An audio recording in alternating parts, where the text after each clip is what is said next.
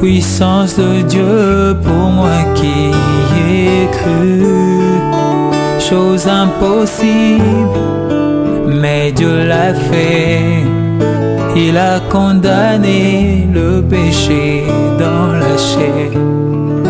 Chose impossible pour tout humain. Par Adam j'étais esclave du péché. Il a fait et m'a libéré. Lui seul a pu m'affranchir du péché.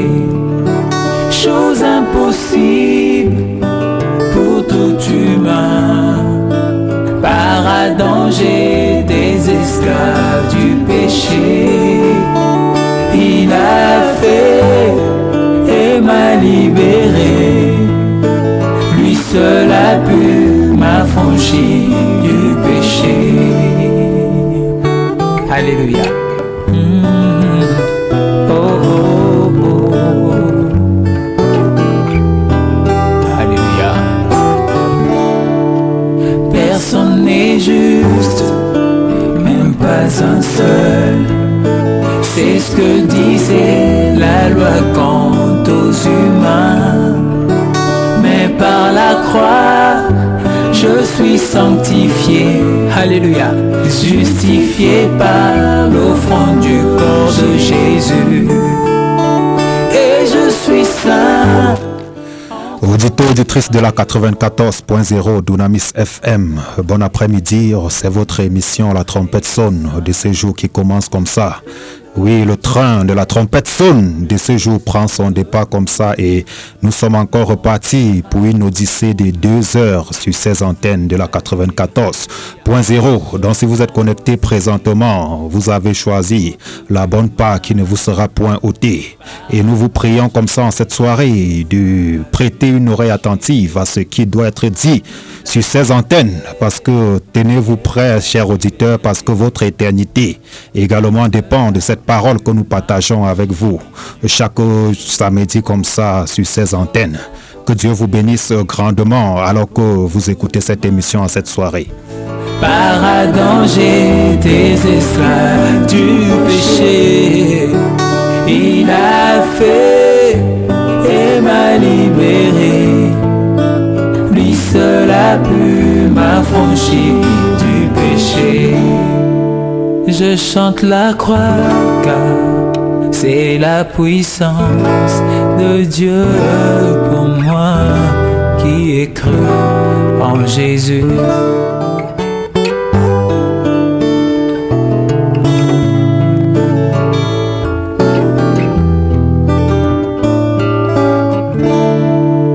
Je chante la croix car c'est la puissance de Dieu pour moi qui ai cru. Chose impossible, mais Dieu l'a fait. Oui, auditeurs, auditrices de la 94.0 Dunamis FM, c'est votre émission La Trompette sonne sur la 94.0. Nous sommes encore dans ce studio en cet après-midi pour sonner la trompette, pour retentir comme ça la trompette. La trompette qui vient sortir le peuple de Dieu des ténèbres des fausses doctrines. La trompette qui vient éclairer votre intelligence afin que vous puissiez saisir le dessein éternel de Dieu tel qu'annoncé dans sa parole. La trompette qui vient sonner comme ça pour restaurer les fondements apostoliques. Parce que, chers auditeurs, comme nous vous l'avons toujours dit sur ces antennes, les bornes ont été déplacées. Et nous venons sonner la trompette afin que nous revenions uniquement au fondement des apôtres et rien qu'au fondement des apôtres. Et nous ne venons pas dans ces antennes ou dans ce studio prêcher un homme ou prêcher une congrégation ou une dénomination. Nous ne venons pas prêcher un système religieux. Nous sommes tout simplement des voix qui viennent crier dans ce studio afin que le peuple de Dieu endormi dans les ténèbres des fausses doctrines, les ténèbres de la corruption de ce monde puissent se réveiller comme ça pour se préparer au retour du Seigneur Jésus-Christ de Nazareth. Souvenez-vous, il revient chercher une église glorieuse sans tache ni ride. Or, cette église ne peut être glorieuse sans tache ni ride si elle n'est lavée par l'eau de la parole. Et nous venons dans ce studio comme ça, prêcher la parole pure, sans mélange et sans tache. Et nous avons pour code de conduite en cette soirée comme ça, ou pour socle, ou encore pour boussole, la parole de Dieu et rien que la parole. Nous ne venons pas nous prêcher nous-mêmes, car ce n'est pas un homme que nous prêchons, mais c'est Jésus-Christ que nous venons prêcher en cet après-midi sur ces antennes. Et en cette soirée comme ça, je ne suis pas seul. Sur ce panel, je suis accompagné de mes bien-aimés frères dans le Seigneur et nous sommes venus tous ensemble afin de souffler encore dans cette trompette qui retentit comme ça dans vos oreilles. Et je suis accompagné de mon bien-aimé frère, mon compagnon habituel, mon bien-aimé frère Boris. Un shalom à toi, mon frère Boris. Shalom à toi, mon frère Alphonse. Shalom à toi. Que la grâce et la paix te soient accordées. Shalom également à tous ceux-là qui nous écoutent. Je rends premièrement grâce à Dieu notre Père qui, dans son plan merveilleux, a prévu que nous soyons comptés parmi les vivants de ce jour. Donc toute la gloire lui revient, lui qui a permis à ce que nous puissions être encore ici dans ce studio en ce jour. Je vais également dire shalom à tous ceux-là qui nous écoutent ici dans la ville de Bofsam. Je commence d'abord par Audrey La Fortune, la plus belle des femmes comme j'aime bien l'appeler. Et je dis également shalom à ma collaboratrice dont tu as parlé, n'est-ce pas, ici sur ce plateau, Ornella, qui présentement est en train d'assurer de l'autre côté. Je dis shalom à toutes les sœurs, à tous les frères qui sont en train de nous écouter maintenant, ici dans cette région de l'Ouest et même au-delà de la région de l'Ouest, puisqu'il faut rappeler que cette émission est également écoutée ou encore en direct sur la chaîne YouTube, n'est-ce pas, de la radio Dunamis FM. Donc, shalom à vous encore en cette soirée. Que la grâce et la paix vous soient accordées en cette soirée. Oui, que la grâce et la paix vous soient pleinement accordées en cette soirée. Mon frère Boris, si je t'appelais Abdullah Moussa, qu'est-ce que cela te fait? Bon, Abdullah Moussa, là c'est le nom d'autrefois. Aujourd'hui, je suis le frère Boris et je me plais bien dans ce nom.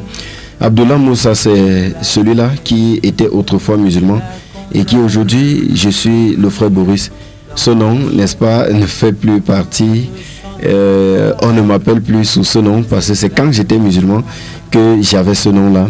Et aujourd'hui, je suis fier d'être chrétien et j'ai toujours une pensée profonde, n'est-ce pas, pour mes anciens frères, si je peux appeler cela comme ça, musulmans, qui encore sont dans cette religion islamique. Donc, je rends grâce à Dieu qui a permis à ce que je puisse être son serviteur, le servant tel que lui veut, parce qu'autrefois j'ai cru le servir tel qu'il veut, mais en réalité, je m'étais trompé, n'est-ce pas, de voie, je le cherchais, mais pas exactement où il fallait le chercher.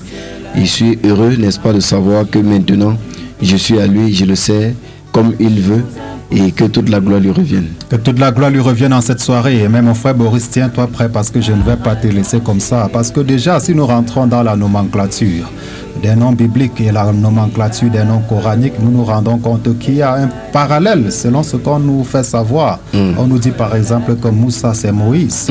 Pourquoi est-ce que tu n'aimerais pas qu'on t'appelle Moïse? Si Moussa c'est Moïse, tout de même Joseph, Youssouf, Abraham, Ibrahim. Mais quelle est la différence au fait, mon frère Boris? Bon, justement, la différence c'est que présentement, je porte le nom, n'est-ce pas? En fait, j'ai porté ce nom parce que c'était une façon de parler et une façon d'appeler, je veux dire, une façon d'appeler qui sied à une communauté précise. On se comprend? Donc si je dis je m'appelle Abdullah Moussa, Abdullah déjà ça va poser problème parce que Abdullah ça veut dire serviteur d'Allah. On se comprend un peu. Abdullah ça veut dire serviteur d'Allah. Et serviteur d'Allah, bon moi je ne me reconnais plus, n'est-ce pas, comme étant celui-là qui sert Allah. Mais je suis celui-là qui sert le Dieu d'Israël, créateur des cieux et de la terre, celui-là qui a fondé le monde, celui-là qui a planifié, n'est-ce pas, un plan glorieux et merveilleux pour toutes les créatures qui sont sur la surface de la terre. Donc, dit Moussa, Moussa c'est Moïse, certes, mais ça causerait une certaine confusion, n'est-ce pas, de mon appartenance religieuse. Et je me plais bien, n'est-ce pas, chrétien, je suis fier d'être chrétien. Pourquoi donc essayer de changer? Si j'ai insisté à ce qu'on m'appelle Moussa, ça serait comme si j'avais encore un peu de regret, n'est-ce pas, du fait que je sois plus musulman, alors que c'est tout le contraire.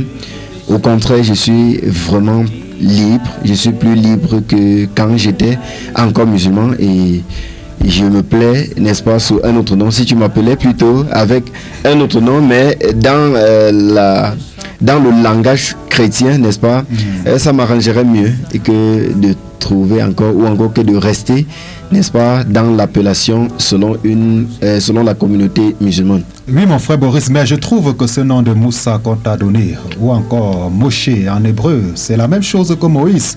Et je me rends compte en parcourant les Écritures que Moïse était en quelque sorte prédestiné pour un rôle. Est-ce qu'il n'y a pas en quelque sorte une prophétie dans ce nom qu'on t'a donné? Parce que Moïse, par exemple, a grandi en Égypte, il a été instruit dans toute la sagesse égyptienne, mais par la suite, c'est ce même Moïse que Dieu doit appeler pour libérer son peuple de la captivité d'où il est sorti. Est-ce que ce n'est pas le cas pour toi? Parce que j'essaye de faire le parallèle, parce que toute notre marche avec le Seigneur est prédestinée. Amen. Dans tous les cas, est-ce que tu n'es pas ce Moïse que le Seigneur a envoyé dans ces milieux-là afin de t'instruire et te sortir pour que tu libères son peuple de la captivité? Et justement, mon frère Alphonse, pour la petite histoire, en fait, lorsque je devais me convertir en islam, mon compagnon avec qui je faisais les recherches par rapport à cette religion-là, c'était certain que à cause de mon amour pour Jésus, et que lorsque je devais m'islamiser, je devais porter le nom Issa. Mais à sa grande surprise, le jour même où je devais m'islamiser, j'ai été plutôt poussé à porter le nom de Moussa. Moussa, il est vrai que oui, il y a beaucoup d'autres choses que je retrouvais, n'est-ce pas, en Moïse, mais je comprends tout simplement que cela a été même conduit par Dieu lui-même, puisque jusqu'avant que je ne m'islamise, lui-même il était certain, lui-même il croyait que le nom que je devais porter c'est Issa, à cause de l'amour que j'avais pour Jésus. Donc même en tant que musulman, Jésus avait un très grand rôle dans ma vie, il avait une très grande place dans ma vie, j'avais beaucoup d'amour pour lui et il était question que je porte le nom Issa. Mais je me rends également compte que je n'ai pas porté le nom Issa parce que cela avait aussi une certaine signification qui n'était pas toujours le Jésus de la Bible. Par contre, lorsqu'on parle de Moussa finalement, lorsqu'on regarde Moussa dont il est question dans la Torah, c'est Moïse, et Moussa dont il est question dans l'islam, c'est toujours Moïse. Donc également par rapport à la mission, puisque le parcours de Moïse, il est né en Égypte, Dieu a permis à ce qu'il puisse être au milieu, n'est-ce pas, des Égyptiens pour connaître comment est-ce que dans la maison de Pharaon même d'ailleurs, dans la maison de Pharaon même, de l'oppresseur, celui-là, n'est-ce pas, qui devait oppresser le peuple de Dieu, il a permis qu'il puisse grandir là-bas, et c'est même de là qu'il sort, n'est-ce pas, Moïse, qui va revenir, n'est-ce pas, vers Pharaon, vers qui il a grandi, n'est-ce pas, pour lui dire laisse partir le peuple de Dieu. Donc finalement même on retrouve ce personnage là qui était autrefois au milieu des musulmans et qui aujourd'hui a cette fonction là de faire sortir le peuple de Dieu resté en captivité dans cette secte de l'islam pour les faire sortir et les amener en quelque sorte dans le royaume promis par notre Seigneur Jésus-Christ de Nazareth, le royaume des cieux. Amen, amen, amen. Donc nous saluons comme ça tous nos amis musulmans cette soirée. Nous ne sommes pas en train de les provoquer, mon frère. Non, pas du tout. Là, il faut le préciser. Nous sommes simplement en train d'étayer les Écritures, la parole du Seigneur. Parce qu'en tant que chrétiens, si nous avons affaire à quelque chose qui parle de la Bible, nous avons l'intérêt ou le droit de nous y intéresser. Exactement. Tout simplement, oui, parce qu'on nous a dit que la Bible confirme le Coran. Et c'est la raison pour laquelle nous abordons ces thèmes. Parce que tu es sorti de là, il faut également que tu donnes les raisons pour lesquelles tu es sorti de là pour rejoindre l'autre côté. C'est très important. Donc nous saluons comme ça en cette soirée tous nos amis musulmans. Nous saluons les imams. Nous saluons les cheikhs et autres, tous ceux qui nous écoutent en cette soirée. Oui, il y a un autre frère dans ce studio. Lui, c'est le frère Romain. Lui, c'est le frère Romain. Il a encore fait le déplacement pour ce studio. Et déjà, sa voix sera un peu familière à plusieurs personnes parce qu'il était déjà dans ce studio. Et en cette soirée, il a encore tenu à être là par la grâce de Dieu. Un grand shalom à toi, mon précieux frère Romain. Shalom, mon précieux frère Alphonse. Shalom à tous mes frères dans le studio, frère Boris, le frère Yannick qui est là. Shalom également à notre technicien qui est toujours fidèle à son poste. Que le Seigneur bénisse chacun. Et un grand shalom à tous les auditeurs de la 94.0. Un grand shalom à tous les frères et sœurs dans Bafoussam, dans tout l'Ouest entier, les 4 vents de l'Ouest et dans le monde entier qui écoutent également cette émission. La trompette sonne. Que le Seigneur Jésus-Christ vous bénisse abondamment et que chacun véritablement reste scotché, car je suis très reconnaissant en cet après-midi de me retrouver également dans ce studio et de retrouver mes frères, et je crois que le Seigneur Jésus fera ce qu'il a à faire ce soir et que son peuple également sera honoré. Que le Seigneur bénisse le frère Alphonse. Amen, amen. Ainsi que tous ceux qui nous écoutent en cette soirée. Qu'est-ce que ça te fait d'être encore dans ce studio en cet après-midi, mon frère Romain? Mon bien-aimé frère, je ne peux que dire gloire à celui-là seul qui appelle, gloire à celui-là seul qui donne instruction à ses enfants, gloire à celui-là qui a permis que je puisse me déplacer de là où j'étais jusqu'ici. Pour être dans ce studio. Et c'est une joie pour moi lorsqu'il arrive dans ce moment de partage de la parole de Dieu. C'est vraiment une très grande joie pour moi. Et c'est un privilège déjà, premièrement, de savoir qu'un Dieu si grand a aimé l'homme tel que je suis et tel que j'étais auparavant et au cours aujourd'hui. Je me rends compte de son grand amour manifeste à ma personne. Et que je n'ai rien fait déjà pour mériter cet amour. Et il a plu ce Dieu dans sa grande bonté de me racheter, de me ramener et qu'aujourd'hui il témoigne encore cet amour-là. Donc c'est déjà un grand privilège pour moi et je suis tellement fier, mon bien-aimé frère, en ce moment-ci, au moment où le Seigneur est en train de rassembler ses élus de 4 vents pour les ramener et ramener leur cœur à lui afin qu'ils puissent l'adorer d'une façon profonde, encore l'adoration véritable, qu'ils puissent l'adorer en esprit et en vérité.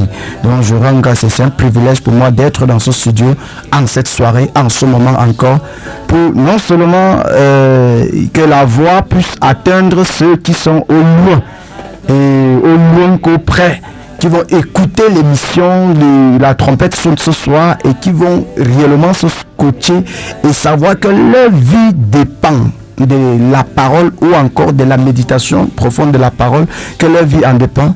Et encore un privilège de leur dire que chacun puisse véritablement être comme des Béréens qui étaient assidus dans les Écritures et qui n'acceptaient pas seulement qu'on lit pour eux, mais qu'on les dise, que eux-mêmes ils puissent confirmer ce qu'on leur dise en feuilletant les Écritures pour connaître ce que le Seigneur attend d'eux. Donc c'est un privilège pour moi, mon frère bien-aimé. Oui, donc nous vous exhortons à être comme des chrétiens de Béret en cet après-midi. Mon frère Romain, je vais embrayer avec toi sur une question. Ça rentre dans l'effervescence sociale que nous constatons aujourd'hui. Et moi, je crois que ça touche même à l'idolâtrie. En réalité, c'est cette course derrière une boule d'air qu'on appelle football. Je me suis rendu compte que de plus en plus, même les chrétiens sont emportés à cette idolâtrie, une course derrière, une boule d'air. Qu'est-ce que ça peut bien signifier dans la société? Parce que quand je regarde même au niveau de l'impact, même au niveau de la valeur ajoutée, on voit des personnes qui courent derrière une boule d'air à longueur de journée. Mais sur le plan de la société, ils ont plus de valeur qu'un menuisier, ils ont plus de valeur qu'un maçon, ils ont plus de valeur qu'un médecin. Or, en termes d'impact, on ne voit pas un impact concret. Qu'est-ce qui se passe concrètement, mon frère? Est-ce que le diable n'est pas derrière ça, bien avant les qualifications pour la Coupe du Monde, pour la Coupe d'Afrique et autres, comme plusieurs sont là d'ailleurs en train de se préparer pour voir le match? On a vu les Jeux Olympiques. Nous savons qui était Olympe, par exemple, cette divinité grecque à Athènes, à qui ces jeux-là étaient dédiés.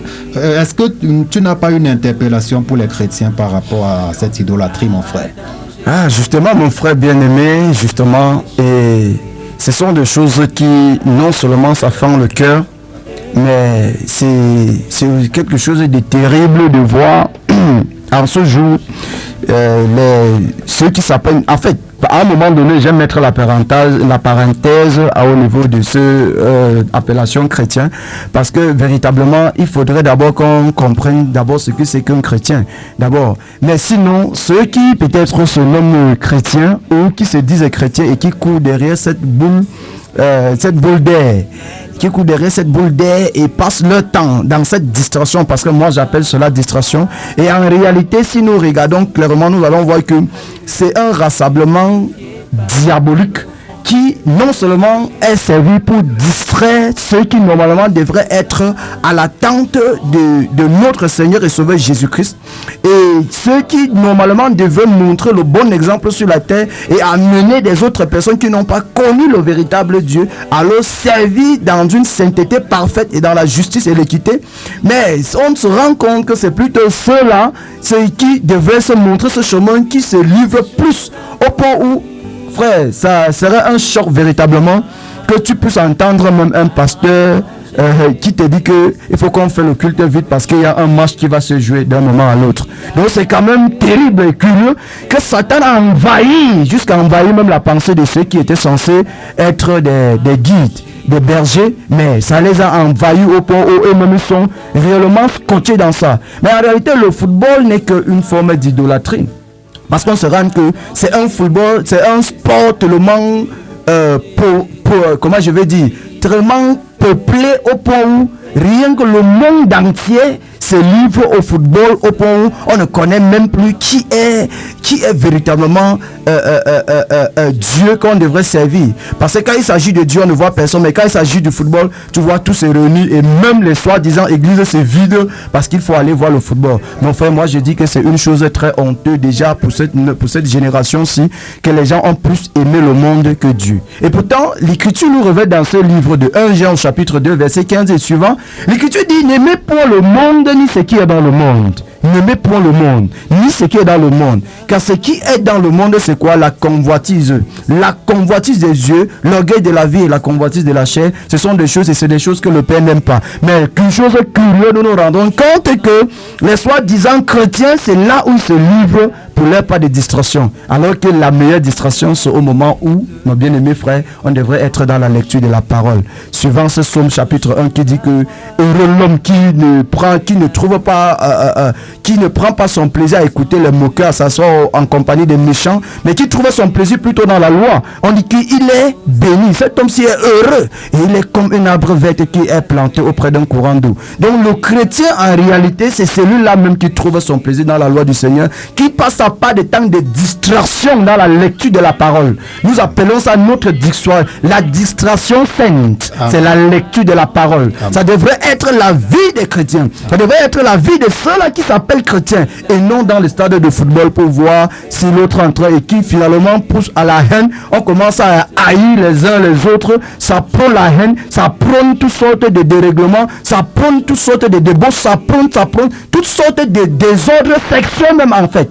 Toutes ces choses qu'on appelle football, frère, réellement c'est un objet de malédiction qui a envahi le monde entier. Oui, c'est un objet de malédiction qui a envahi le monde entier. Et de plus en plus, Satan ne se cache plus dans ces choses. Parce que, chers auditeurs, vous avez vu pendant les Jeux Olympiques, tous ces symboles sataniques qui ont été vraiment découverts. Parce que même ceux-là qui n'ont pas assez de discernement ont compris qu'en réalité, c'était du satanisme. C'était du satanisme masqué sous le couvert du sport, tout simplement. Et nous vous exhortons, chers chrétiens, en cette soirée à revenir vraiment à vous conformer aux Écritures. Un autre bien-aimé frère est dans ce studio. Lui, c'est le frère Yannick. Le frère Romain a embrayé tout à l'heure en le présentant, mais je le présente officiellement maintenant. Lui, c'est le frère Yannick. Il est là avec nous en cette soirée. Un shalom à toi, mon bien-aimé frère Yannick. Shalom, mon cher frère Alphonse. Shalom, mon frère Boris. Shalom, mon frère Romain. Shalom à tous les auditeurs et les auditrices qui sont en train de nous écouter actuellement. Shalom à tous ceux-là que nous aimons d'un amour particulier et que nous sommes encore là pour les servir. Que le Seigneur vous bénisse abondamment et vraiment inviter encore les autres à se connecter pour ce qui doit être fait encore en cette soirée, car le Seigneur Jésus est à l'œuvre et qu'il vous bénisse abondamment. Qu'il vous bénisse abondamment. Oui, mon frère Yannick, je reviens avec toi sur une question. Comme nous l'avons toujours dit, aucun fils de Dieu ou aucun élu ne se perdra. Connais-tu Nadine Patricia Mengue, mon frère Yannick? As-tu entendu parler de Nadine Patricia Mengue? Bon, si mes souvenirs sont exacts, c'est que Nadine Patricia était une... en fait, je connais, c'est comme si elle chantait, hein, si elle a bonne mémoire. À moins que ce ne soit pas elle. Elle était journaliste, et c'est comme s'il y a aussi une musique que je crois qu'elle a chantée, si elle a bonne mémoire, oui. Oui, parce que aux dernières nouvelles, mon frère, je te relance rapidement, parce qu'aux dernières nouvelles, Nadine Patricia Mengue a cru au Seigneur Jésus-Christ. Et aujourd'hui, elle n'est pas le que du Seigneur Jésus. Parce que quand je regarde toute notre tendre enfance, ce sont des figures emblématiques de la télévision. On a eu par exemple les émissions de la CRTV telles que Tube Vision, où elle présentait cette vie des stars. Et aux dernières nouvelles, en réalité, quand je l'ai vue parler vraiment de la parole, j'étais très content. Et ça retenait encore dans mon esprit qu'en réalité, aucun élu ne se perdra. Mais qu'est-ce que tu peux dire comme ça en cette soirée, mon frère, par rapport à cette conversion de Nadine Patricia? Par rapport à la conversion de Nadine Patricia, le Seigneur Jésus a dit qu'il n'a été envoyé que vers les brebis perdues de la maison d'Israël. Et nous croyons que cette parole est vraie et ce n'est pas un mensonge. Et déjà, une preuve est certaine, parce qu'elle n'est pas la seule. Nous pouvons voir encore même, il y a, je crois, c'est Jackie Billot et bien d'autres que le Seigneur est en train d'interpeller. Vraiment, nous rendons grâce au Seigneur. Nous voyons même Prince Aimé, qui est un bien-aimé. Nous rendons grâce au Seigneur pour l'œuvre qu'il est en train d'accomplir. En vérité, le Seigneur ne perdra aucun de ses brebis. Amen. Il l'a dit, il accomplira. C'est pourquoi nous sommes là, bien-aimés. Si la parole n'était pas vraie, nous ne serons pas ici. Amen. Donc si nous sommes encore là, c'est parce que la parole est vraie. Et nous croyons à la véracité de cette parole, qu'elle est puissante pour pouvoir ramener tous ces brebis à elle. Elle est puissante pour pouvoir l'accomplir. Que le Seigneur vous bénisse encore abondamment. Amen, amen. La parole du Seigneur est puissante pour ramener toutes ces brebis à la bergerie. Souvenez-vous, chers auditeurs, le Seigneur Jésus-Christ a dit: toutes les brebis que le Père m'a données viendront à moi. Amen. Et nul ne les ravira de ma main. C'est pour ça que nous prêchons avec assurance, parce que nous savons que toutes les brebis du Seigneur qui entendent sa voix ne peuvent que le suivre. Et c'est ça l'assurance que nous avons sur ces antennes. Nous allons nous prendre comme ça juste après cette ponctuation musicale. Le temps pour vous de prendre une bonne position d'écoute. Du péché. Alléluia.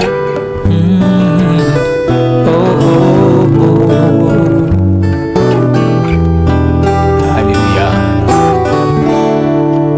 Personne n'est juste, même pas un seul. C'est ce que disait la loi quant aux humains. Mais par la croix, je suis sanctifié. Oui, auditeurs, auditrices de la 94.0, après avoir pris une bonne position d'écoute comme ça, et après avoir pris vos calepins et vos stylos pour noter toutes les interventions de cette soirée, nous vous prions d'avoir une oreille attentive. Nous allons prendre un mot de prière. Père, nous te disons merci, nous te rendons grâce. Merci parce que c'est toi qui as rendu ces moments opportuns. Merci parce que tu as disposé toutes les circonstances afin que nous puissions encore être dans ce studio. Seigneur, ce n'est pas parce que nous méritons, mais c'est ta grâce qui nous a encore transportés dans ce studio en cet après-midi. Et alors que nous sommes là, Seigneur, nous prions, Père, que notre pensée se taise, Seigneur, et que toi seul tu parles. Père, que nous ne venions pas ici, Seigneur, annoncer notre pensée ou prêcher un dogme, mais que rien que ta parole, Seigneur, retentisse en cette soirée. Père, que nous disparaissons, Seigneur, et que ta voix parle et fasse à soi ta parole dans les cœurs en cette soirée. Au nom de Jésus. Amen. Amen. Oui, chers auditeurs et auditrices comme ça, vous tous qui nous prenez, sachez, comme nous l'avons dit toujours, cette émission est interactive. Donc vous pourrez intervenir comme ça au cours de l'émission par des SMS d'abord au 696 95 54 45. 696 95 54 45. Et également, vous avez le 673 56 96 93. 673 56 96 93. Et vous pouvez également nous faire parvenir vos messages WhatsApp par ce numéro 673 56 96 93. Et à la fin de l'émission, comme ça, nous aurons le temps d'ouvrir comme ça le standard afin que vous puissiez intervenir par appel direct. Et alors que vous êtes connectés, que Dieu vous bénisse grandement. Oui, pour rappel comme ça, la fois passée, nous avons parlé dans ce studio. Nous avons juste posé les jalons d'un thème que nous allons analyser pendant un bon bout de temps sur ces antennes. Nous avons parlé comme ça de l'adoration. Nous avons parlé de l'adoration. Il était question pour nous d'établir le principe de l'adoration. Et nous sommes partis de la rencontre avec le Seigneur Jésus, Christ et la femme samaritaine. Dans Jean chapitre 4, cette rencontre qui a bouleversé la vie de cette femme parce qu'elle est devenue une véritable adoratrice après cette rencontre. Et la question qui nous a tellement marqué, c'est que quand cette femme a identifié le signe du Messie, quand elle a découvert que celui qui se tenait devant qu'elle était prophète, directement elle a soumis ce problème d'adoration. Donc c'était un problème qui l'avait longtemps intéressé. Elle voulait connaître comment est-ce qu'on adore véritablement le Seigneur. C'est la raison pour laquelle quand elle a découvert la facette de prophète de Jésus-Christ, elle a directement posé cette question en disant: nos pères ont adoré sur cette montagne et vous dites que... Et vous dites que c'est à Jérusalem qu'il faut adorer. Mais le Seigneur doit lui répondre en disant: l'heure vient et elle est déjà venue où ce n'est ni à Jérusalem ni sur cette montagne, mais les véritables adorateurs adoreront le Père en esprit et en vérité. Et pour entrer comme ça dans ce thème et poser les jalons, nous avons examiné comme ça l'adoration. Avant la loi, nous avons examiné l'adoration sous la loi et nous avons examiné l'adoration sous la grâce. Voilà les piliers que nous avons posés. Et avant la loi, comme ça, nous avons dit que là, l'adoration comme ça était en quelque sorte révélée, puisque chaque croyant d'avant la loi, après la révélation du Seigneur, devait bâtir un autel pour adorer le Seigneur. Nous avons pris le cas par exemple de Caïn et Abel, nous avons pris le cas de Noé à la sortie de l'arche, nous avons pris le cas d'Abraham, nous avons pris le cas d'Isaac, le cas de Jacob, et nous avons dit qu'il n'était pas question avant la loi de bâtir un autel sans avoir rencontré Dieu.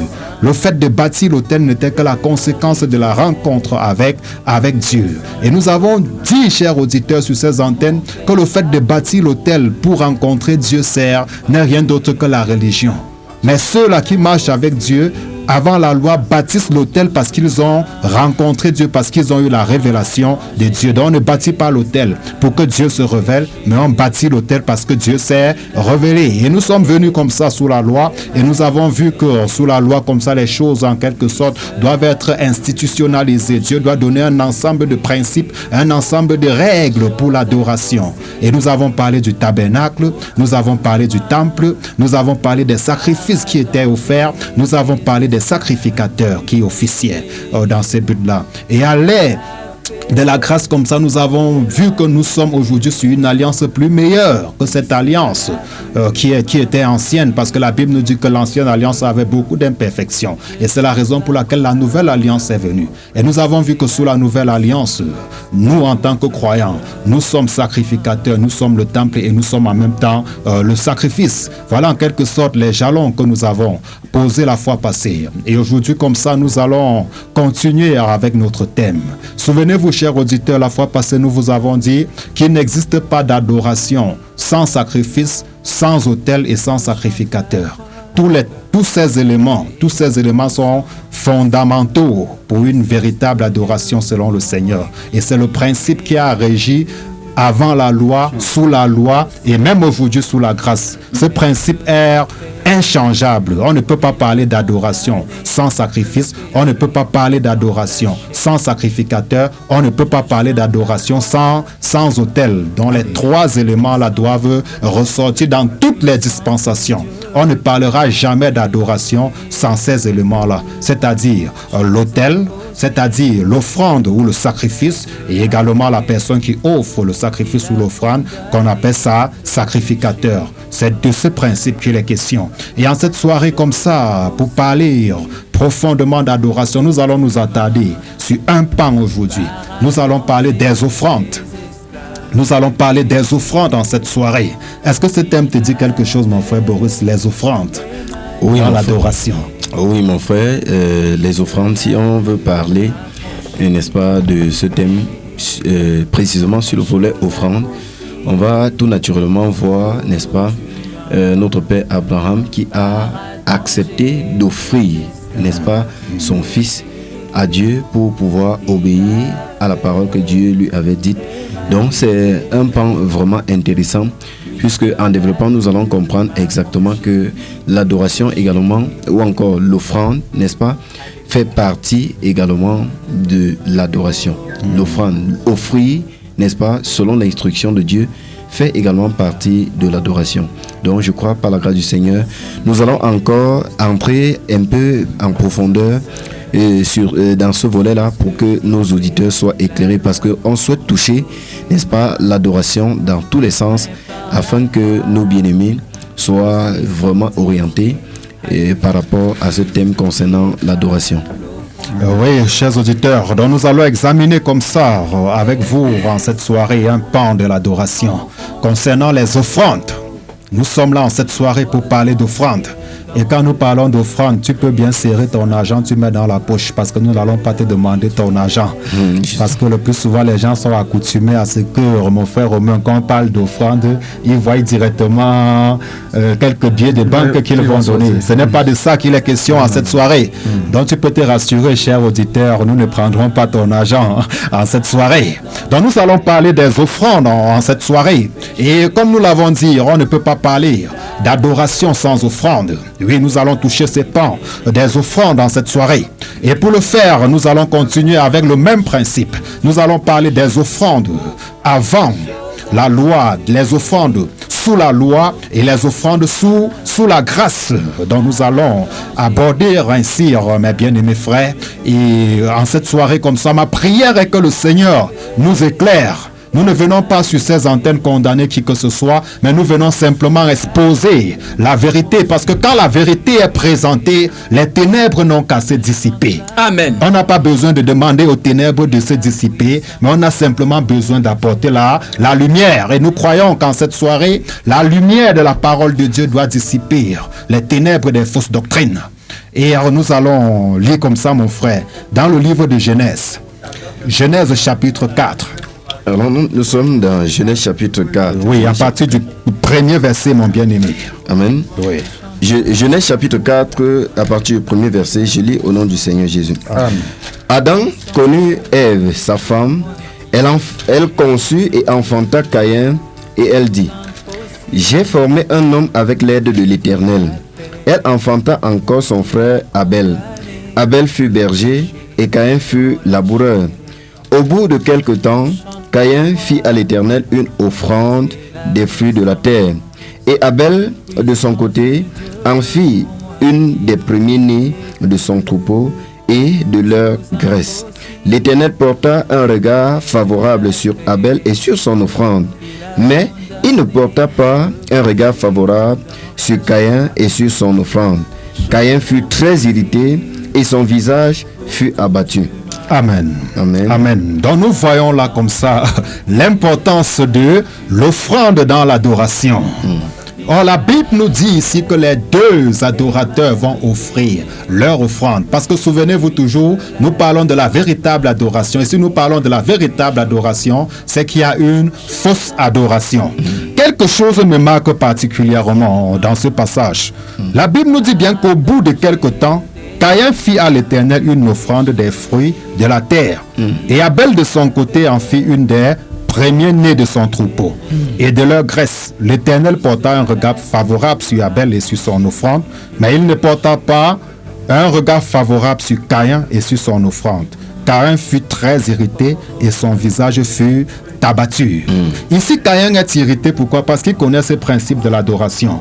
Il comprend qu'en réalité, Dieu a rejeté son adoration. Et nous avons vu qu'ici, là, ce n'est pas l'offrande qui est d'abord agréée. Non, c'est d'abord la personne qui offre qui est agréée. C'est-à-dire Dieu agrée d'abord l'adorateur avant d'agréer son adoration. C'est de ça qu'il est question ici, chers auditeurs. Vous voyez, la Bible dit bien que l'Éternel porta un regard favorable sur Abel et sur son offrande. Mais sur Caïn, il ne porta pas un regard favorable et sur son adoration. Donc ici, Dieu tient compte d'abord de la personne qui offre. Est-ce que la personne qui offre est déjà agréée de Dieu? Et comme nous le disons, nous allons tourner, nous allons monter, nous allons descendre et nous allons revenir sur ce principe de ce que Dieu agrée. Oui, ce n'est pas la quantité qui compte. Et chose curieuse ici, la personne qui offre même en premier, c'est Caïn. C'est Caïn qui offre en premier. Abel vient bien après. Mais la personne qui est agréée, c'est la personne qui offre après. Ça devrait nous interpeller, chers auditeurs. Est-ce que Dieu porte un regard favorable sur toi? Cesse de dire je donne à Dieu. Cesse de dire je contribue à l'œuvre de Dieu. Cesse de dire je fais l'œuvre de Dieu avec mes finances, mes moyens. Est-ce que Dieu, à la base, porte un regard favorable sur toi? Est-ce qu'il porte un regard favorable sur toi? C'est la question qu'on doit se poser. Je ne veux pas entrer dans ce thème. Nous allons continuer. Oui, chers auditeurs, c'est de ça qu'il est question. C'est de ça qu'il est question. L'adorateur d'abord, ensuite l'adoration. C'est le principe établi par Dieu. Parce qu'on ne peut pas parce que notre adoration ne peut pas être agréée de Dieu si nous-mêmes déjà à la base nous ne sommes pas agréés. C'est de ça qu'il est question. Et là nous voyons le principe de l'offrande, ces offrandes qui vont être offertes. Ça c'est bien avant la loi. Ils ont reçu cela par révélation. C'est par révélation. Et l'auteur aux Hébreux reviendra plus tard nous dit que c'est par révélation, c'est par la foi qu'Abel doit offrir un sacrifice plus excellent que celui de son frère. Donc nous voyons comme ça ces choses qui se dessinent déjà ici, chers auditeurs. Et nous voyons comme ça que cette pratique doit se perpétrer. Cette pratique doit se perpétrer. On doit voir Noé qui sort de l'âge et rapidement il bâtit l'autel, il l'offre. Par la suite, on doit voir Abraham qui reçoit l'appel de Dieu. Quand Dieu lui est apparu, il doit bâtir l'autel, il doit offrir. Nous allons voir Isaac qui doit offrir. Nous allons voir Jacob qui doit offrir. Et cela leur était donné par révélation. C'était par révélation. Oui, chers auditeurs, voilà ce que la Bible nous présente avant la loi. Il y a encore plusieurs exemples, mais nous n'allons pas nous étayer là parce que le temps d'antenne est suffisamment court. Nous vous donnons des canevas et même à la maison, vous pouvez examiner cela. Ce qui doit attirer particulièrement notre attention en cette soirée, ce sont les offrandes sous la loi et sous la grâce. Parce que c'est ça qui fait problème aujourd'hui. Il y a un mélange d'alliances dans le milieu chrétien aujourd'hui. Vous allez entendre des thèmes comme « On ne vient pas dans la maison de Dieu, les mains vides ». Vous allez entendre des thèmes comme « Je ne donnerai pas à Dieu ce qui ne me coûte rien, mais ce qui t'est plus cher, c'est ta vie, ce n'est pas ton argent ». Donc nous allons examiner ce thème, mon frère, et comme ça nous allons examiner Lévitique. Lévitique chapitre 1. Nous allons voir les catégories d'offrandes dans le livre de Lévitique chapitre 1. Oui, nous rendons là dans le livre du Lévitique. Lévitique chapitre 1. Oui, chers auditeurs, c'est votre émission La Trompette sonne. Nous parlons des offrandes. Après les offrandes, avant la grâce comme ça, nous allons rentrer et nous attarder sur les offrandes pendant l'âge de la loi. Et pour le faire, nous allons prendre le livre de Lévitique. Lévitique chapitre 1er, je lis au nom du Seigneur Jésus. L'Éternel parla à Moïse de la tente d'assignation. Il lui parla et dit: Parle aux enfants d'Israël et dis-leur: Lorsque quelqu'un d'entre vous fera une offrande à l'Éternel, il offrira du bétail, du gros et du menu bétail. Si son offrande est un holocauste de gros bétail, il offrira un mâle sans défaut. Il l'offrira à l'entrée de la tente d'assignation devant l'Éternel pour obtenir sa faveur.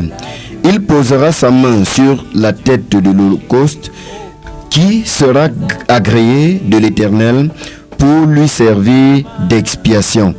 Il égorgera le veau devant l'Éternel et les sacrificateurs, fils d'Aaron, offriront le sang et le répandront tout autour de l'autel qui est à l'entrée de la tente d'assignation. Il dépouillera l'holocauste et le coupera par morceaux, les fils du sacrificateur Aaron mettront du feu sur l'autel et arrangeront du bois sur le feu. Les sacrificateurs fils d'Aaron poseront les morceaux, la tête et la graisse sur le bois mis au feu sur l'autel. Il lavera avec de l'eau les entrailles et les jambes, et le sacrificateur brûlera tout sur l'autel.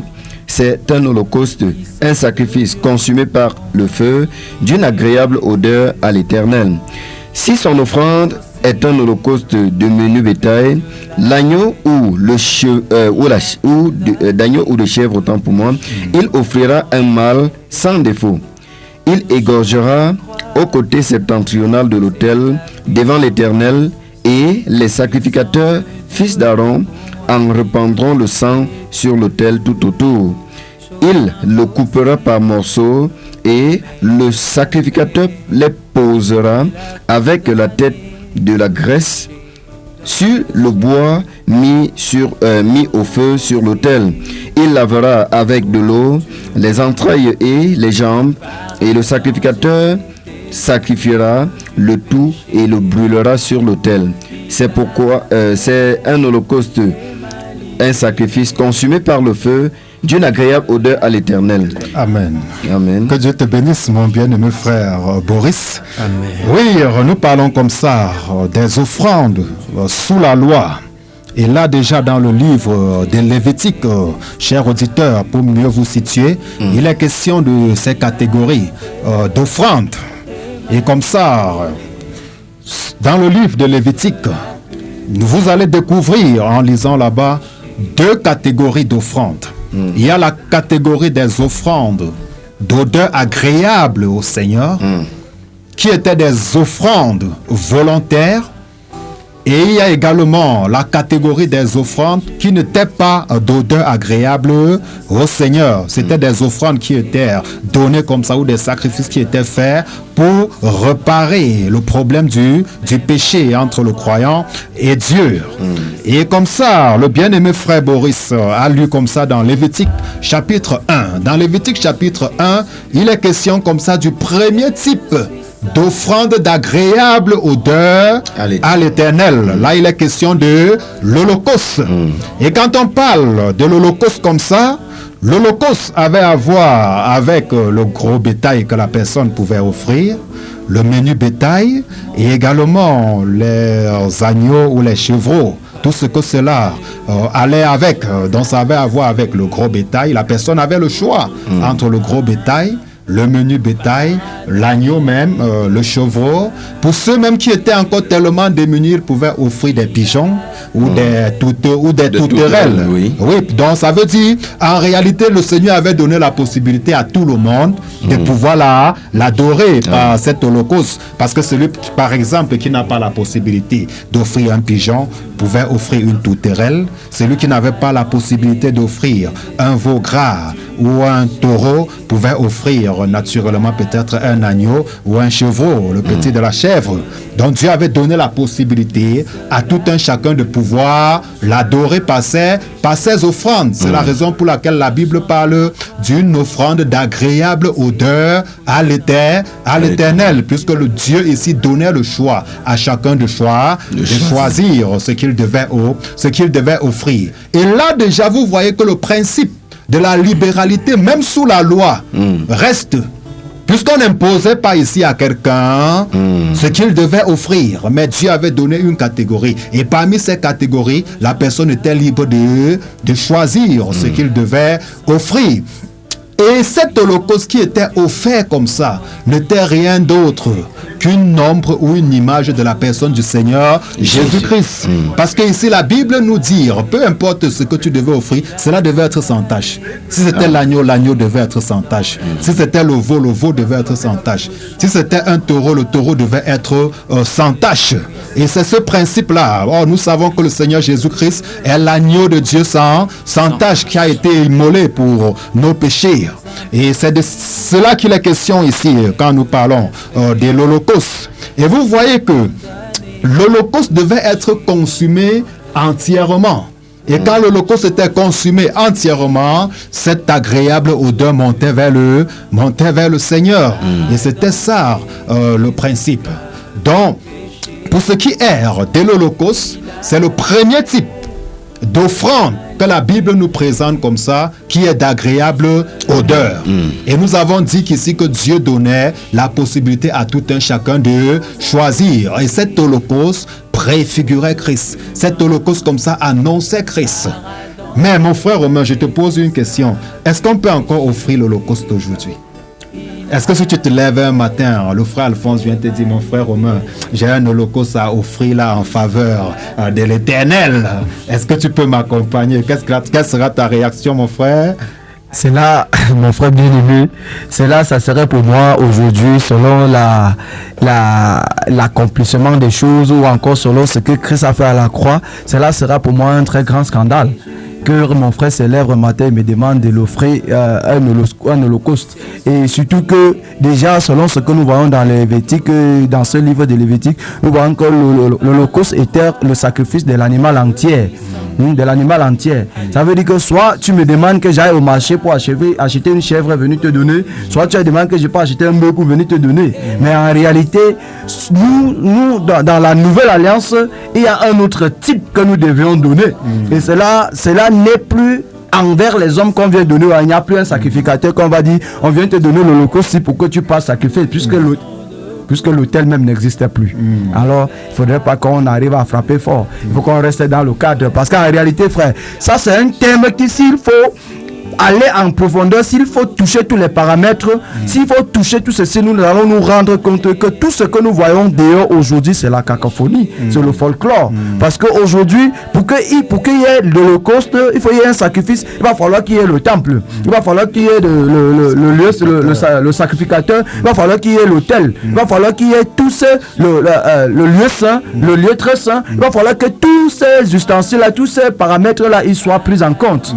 Mais parlant de l'holocauste en notre temps, où est-ce que nous allons sacrifier l'holocauste en notre temps, mon bien-aimé frère? Ça veut dire que nous nous rendons compte seulement que alors que les gourmands, je veux dire, ceux qui ont pour Dieu leur ventre ont seulement voulu détourner le peuple de Dieu parce qu'ils veulent remplir leur poche, ils veulent remplir leur compte bancaire, ils veulent avoir leur jet privé, ils veulent avoir leur voiture, ils vont arnaquer le peuple de Dieu pour leur demander de donner les sacrifices. Et curieusement, même lorsqu'ils demandent même de ces sacrifices-là, de ces holocaustes-là, ils ne demandent pas de bœufs, ils demandent de l'argent. C'est le biais bancaire, c'est le biais de banque aujourd'hui qui est là par de l'holocauste qu'on vient leur donner. Et pourtant, si il fallait réellement regarder aux normes scripturel à nous restant encore même sous cette loi-là, c'est qu'ils sont déjà en défaut parce qu'ils ne respectent ni la loi ni la grâce. Donc ils sont juste dans la confusion. Donc je me dis juste que le peuple de Dieu devrait être éclairé pour poser des meilleures questions, à savoir quelle est l'offrande que Dieu agrée aujourd'hui, et cela leur sera donné, et la réponse leur sera donnée pour leur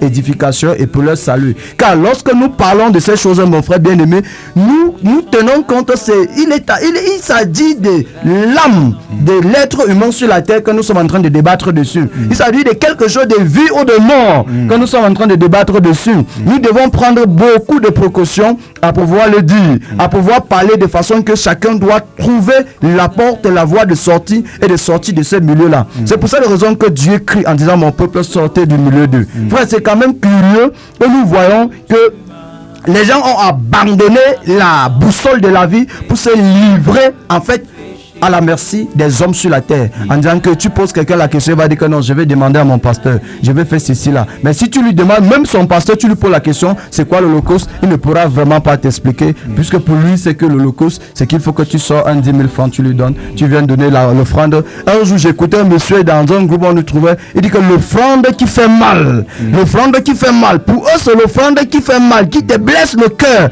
c'est ça qu'il parle, ça veut dire que va vider ton compte bancaire, tu viens le donner, c'est ça qui est l'offrande qui fait mal. Oui, mon frère Romain, je vois que tu es déjà très enflammé dans ce studio comme ça.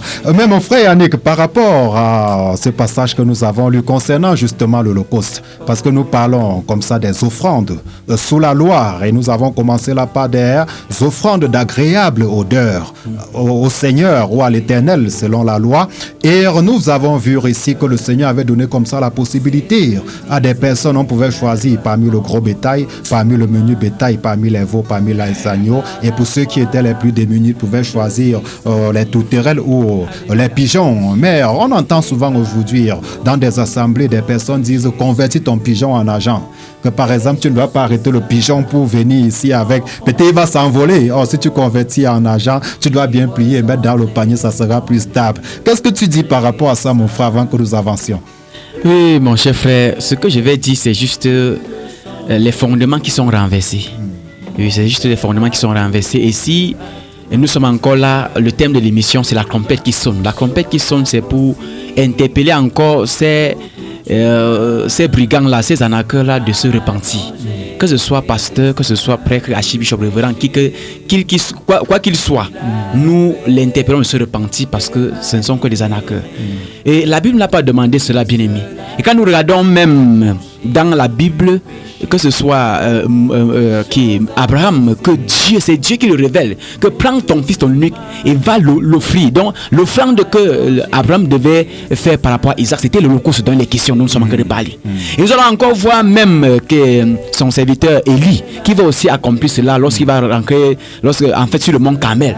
C'est cet holocauste-là qui va encore se représenter. Mais c'est par révélation que ces serviteurs-là l'ont fait. Et c'est pour la gloire du Seigneur. Mais aujourd'hui, les hommes le font pour leur vaincre. C'est pour gonfler leur compte bancaire, etc. Nous sommes ensemble, bien aimés. Par contre, dans la Bible, le Seigneur a fait pour que ces hommes, s'ils l'ont fait pour un but bien précis, c'était même des préfigurations en quelque sorte. C'était des préfigurations. Mais aujourd'hui, les hommes sont des arnaqueurs, ce sont des brigands qui utilisent la Bible pour braquer des gens. Et nous sommes là, nous sommes ici encore ces antennes, c'est pour interpeller tous ces serviteurs à revenir à la raison. Repentez-vous, car Dieu, l'or et l'argent appartient au Seigneur et il donne à tous ceux qui sont agréables à lui, comme il le veut. Donc si tu es appelé à être riche, mon frère, ne passe pas par l'arnaque pour être riche. Dieu va t'enrichir. Amen. Et nous sommes témoins et convaincus de ce que nous sommes en train de dire parce que nous avons des exemples palpables autour de nous. Amen. Oui, que vraiment tous ces bien-aimés reviennent à la raison. Et que tous ces brebis, ces fidèles, ces vaillantes, ces ferventes servantes et serviteurs du Seigneur qui sont arnaqués par ces hommes-là, nous vous interpellons de revenir à la raison. Tout ce que on vous interpelle à faire, prenez la parole et examinez. Et nous sommes encore là, la compétition. Nous avons communiqué les numéros ici là. Si vous avez besoin d'informations sur certains nombre de points, même si vous ne connaissez pas lire, appelez-nous, nous allons vous orienter. Nous ne sommes pas là pour vous arnaquer, nous sommes là pour vous réveiller par la grâce du Seigneur. Que le Seigneur vous bénisse abondamment. Amen. Nous sommes là pour vous réveiller par la grâce du Seigneur. Et comme le frère Yannick l'a dit, vous avez les contacts. Vous pouvez d'abord envoyer les SMS pendant le déroulement de l'émission. Vous avez le 696 95 54 45.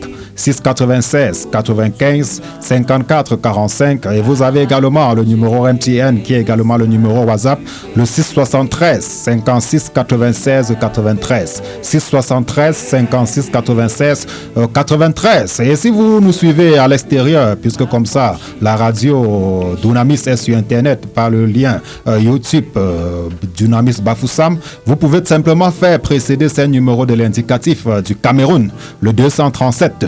Que Dieu vous bénisse grandement. Oui, après avoir comme ça parlé de l'Holocauste, qui est le premier type d'offrande, d'odeur agréable au Seigneur, nous allons parler d'un autre type dans Lévitique chapitre 2. Mon bien-aimé frère Boris. Lévitique chapitre 2, je lis au nom du Seigneur Jésus. Amen. Lorsque quelqu'un fera à l'Éternel une offrande en don, son offrande sera de fleurs de farine, il versera de l'huile dessus et il y ajoutera de l'encens. Il apportera au sacrificateur, fils d'Aaron. Le sacrificateur prendra une poignée, n'est-ce pas, de cette fleur de farine, arrosée d'huile avec tout l'encens, et il brûlera cela sur l'autel comme souvenir. C'est une offrande d'une agréable odeur à l'Éternel. Ce qui restera de l'offrande sera pour Aaron et pour ses fils. C'est une chose très sainte parmi les offrandes consumées par le feu devant l'Éternel. Si tu fais une offrande de ce qui est cuit au four, qu'on se serve de fleurs de farine et que ce soit des gâteaux sans levain, pétris à l'huile et des galettes sans levain, arrosées d'huile. Si ton offrande est un gâteau cuit à la poêle, il sera de fleurs de farine, pétri à l'huile sans levain. Tu le rompras en morceaux et tu verseras de l'huile dessus. C'est une offrande agréable, c'est une offrande. Si ton offrande, autant pour moi, est un gâteau cuit sur le gris, il sera fait de fleurs de farine pétries à l'huile. Tu apporteras l'offrande qui sera faite à l'Éternel avec ces choses-là. Elle sera remise au sacrificateur qui la présentera sur l'autel. Le sacrificateur prélèvera ce qui doit être offert comme souvenir et le brûlera sur l'autel. C'est une offrande d'une agréable odeur à l'Éternel. Ce qui restera de l'offrande sera pour Aaron et pour ses fils. C'est pourquoi c'est une chose très sainte, les offrandes consumées par le feu devant l'Éternel. Amen. Que Dieu te bénisse, mon bien-aimé frère Boris. Amen. Donc là, comme ça, nous voyons le deuxième type d'offrande, d'odeur agréable au Seigneur, qui n'est rien d'autre que l'offrande de farine. Et souvenez-vous, le Seigneur Jésus-Christ dira, si le grain de blé qui tombe en terre meurt, il ne peut porter de fruits, mais s'il meurt, il porte beaucoup de fruits. Donc il est comme ça, tout simplement, question de ce grain de blé qui est broyé, parce que c'est en broyant ce grain de blé qu'on obtient la farine. Justement. N'est-ce pas, mes frères et sœurs? Justement. Donc ça veut dire, chers auditeurs et auditrices, que cette offrande de farine n'est rien d'autre que Christ. Amen. Ce n'est rien d'autre que Christ qui a été broyé pour nos péchés. C'est ce que ça symbolisait. Amen. Et l'offrande comme ça devait passer par le feu. Or, le feu n'est rien d'autre que les souffrances visibles et invisibles par lesquelles sont passés le Seigneur Jésus-Christ. L'offrande comme ça devait être ointe d'huile. Or, cette huile-là n'est rien d'autre que le Saint-Esprit. Nous savons comment le Seigneur a oint du Saint-Esprit le Seigneur Jésus-Christ, qui allait de lieu en lieu, faisant du bien et guérissant les malades. Donc, cette huile sur cette huile qui était répandue sur l'offrande de farine ou sur le gâteau de farine comme ça, n'était rien d'autre que la puissance du Saint-Esprit. Et la Bible nous dit ici que cette offrande ne devait pas contenir de levain. De levain. Nous voyons également cela dans Exode chapitre 12 concernant la Pâque, où le levain ne devrait pas être utilisé. Or, le levain, comme nous dit l'apôtre Paul doit dire, Christ notre Pâque a été immolé, célébré dans la fête avec une pâte sans levain. une pâte sans levain, le levain de la méchanceté, la malice et autres, dont le levain n'est rien d'autre que le symbole du péché. Or, Christ était sans péché. Donc voilà pour ce qui est de l'offrande de farine. Mais frère Romain, je reviens encore à toi, je ne t'ai pas oublié. Parce que de plus en plus, nous trouvons dans des assemblées, quand on parle par exemple des offrandes sous la loi, comme action de grâce et autres, personne ne parlera de l'offrande de farine. As-tu déjà entendu un prédicateur dire par exemple que venez donner vos offrandes, même si c'est l'offrande de farine, venez avec? Qu'est-ce qui se passe concrètement, mon frère? Est-ce qu'il a peur que la farine salisse sa veste? Parce que le plus souvent, il est bien vêtu en veste pointiligne et autres. Si on porte quand même un sac de farine et on vient lui donner, mais ça va le salir. Mais en réalité, c'est ce que, frère, c'est ce que je disais tout à l'heure dans l'entame de mes propos. J'étais en train de dire que toutes les autres offranses sont bafouées en réalité si on veut suivre ce principe. Parce que tel que les gens font, ils sont réellement sous la loi. Mais on se rend compte qu'ils n'observent vraiment pas la loi. Parce que eux, ils ont abandonner les autres offrandes qui sont salissants. En fait pour demander les billets de banque. Leur part d'offrande tourne autour des billets de banque. Il n'y en a pas deux offrandes pour eux. C'est malheureux. C'est tellement malheureux, mon frère. Oui, c'est tellement malheureux quand nous sommes sur ces antennes pour décrire ces choses. Nous ne venons pas vous condamner, cher pasteur. Et si vous voulez répondre, vous pouvez simplement appeler. Nous venons examiner les Écritures, tout simplement. Et quand la lumière arrive, les ténèbres n'ont qu'à se dissiper. Donc nous ne venons pas vous condamner. Rassurez-vous, nous sommes simplement en train de lire. Depuis que nous sommes là, nous n'avons pas pris ailleurs que dans les Écritures. Et c'est dans les Écritures que nous sommes en train de parler de ces choses. Mais mon frère Boris, est-ce que tu t'es rendu compte que justement, dans les assemblées chrétiennes, on ne parle pas de cette offrande de farine? Bien que prenant d'autres offrandes sous la loi, par exemple, action de grâce et autres, on prend bien tout cela, mais l'offrande de farine, on ne fait pas de cas. Qu'est-ce qui se passe?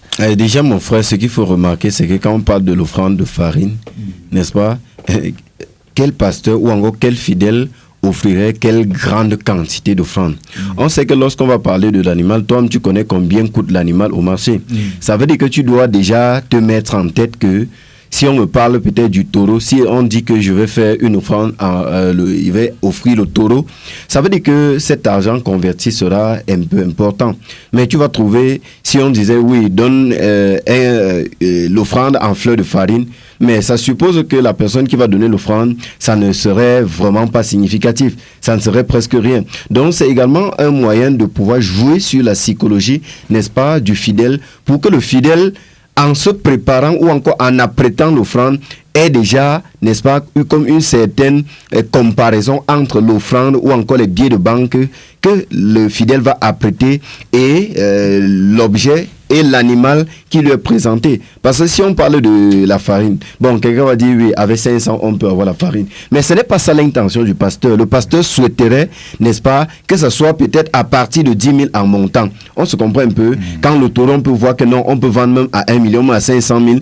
Quand le pasteur insiste, n'est-ce pas, sur le taureau, c'est parce qu'il veut jouer sur la psychologie, n'est-ce pas, de celui-là qu'il est en train d'interpeller pour pouvoir venir lui donner l'offrande. Donc, c'est également une des raisons pour lesquelles on ne parle pas de la farine. D'ailleurs, il va dire, mais qui manque la farine chez lui? Ce qu'il a besoin, ce dont il a besoin. Ils savent également que les moments où encore des personnes font, n'est-ce pas, dans l'agriculture, que s'ils parlent de l'offrande de farine, très rapidement, là, on va ramasser une petite quantité. La mère, elle va emballer une petite quantité et venir lui donner. C'est pour ça que je pense pour moi que le pasteur évite, n'est-ce pas, de parler de l'offrande de farine, parce que non, il ne voudrait pas que dans l'esprit du fidèle, qu'il conçoive quelque chose de petit, mais quelque chose de grand, quelque chose d'assez important. Et bien, c'est des billets de banque dont le pasteur est en train de penser. C'est à ça qu'il pense et c'est à ça qu'il fait allusion de façon subtile. Merci mon bien-aimé frère Boris. Mais mon frère Romain, je reviens à toi. Bon, maintenant, toi en tant que serviteur de Dieu, si pendant que nous prêchons, un chrétien écoute bien, il comprend que non, parmi ces types d'offrandes, il y a l'offrande de farine que je n'ai pas l'habitude de faire, il faudrait que j'offre cette offrande de farine pour être agréable à Dieu. Et qu'il vienne t'offrir cette offrande de farine te disant qu'il a lu dans les Écritures, quelle sera ta réaction mon frère?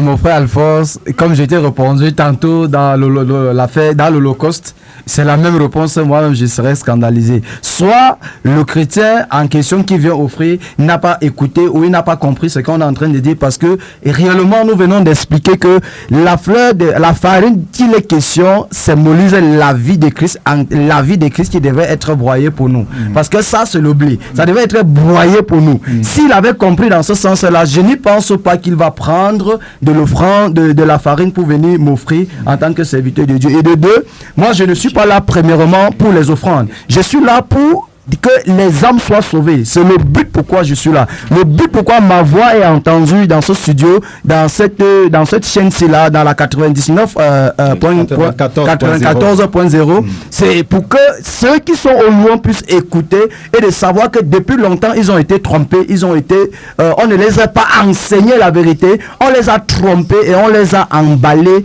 dans l'apostasie au point où même, imagine-toi frère, il y a des choses qui font mal.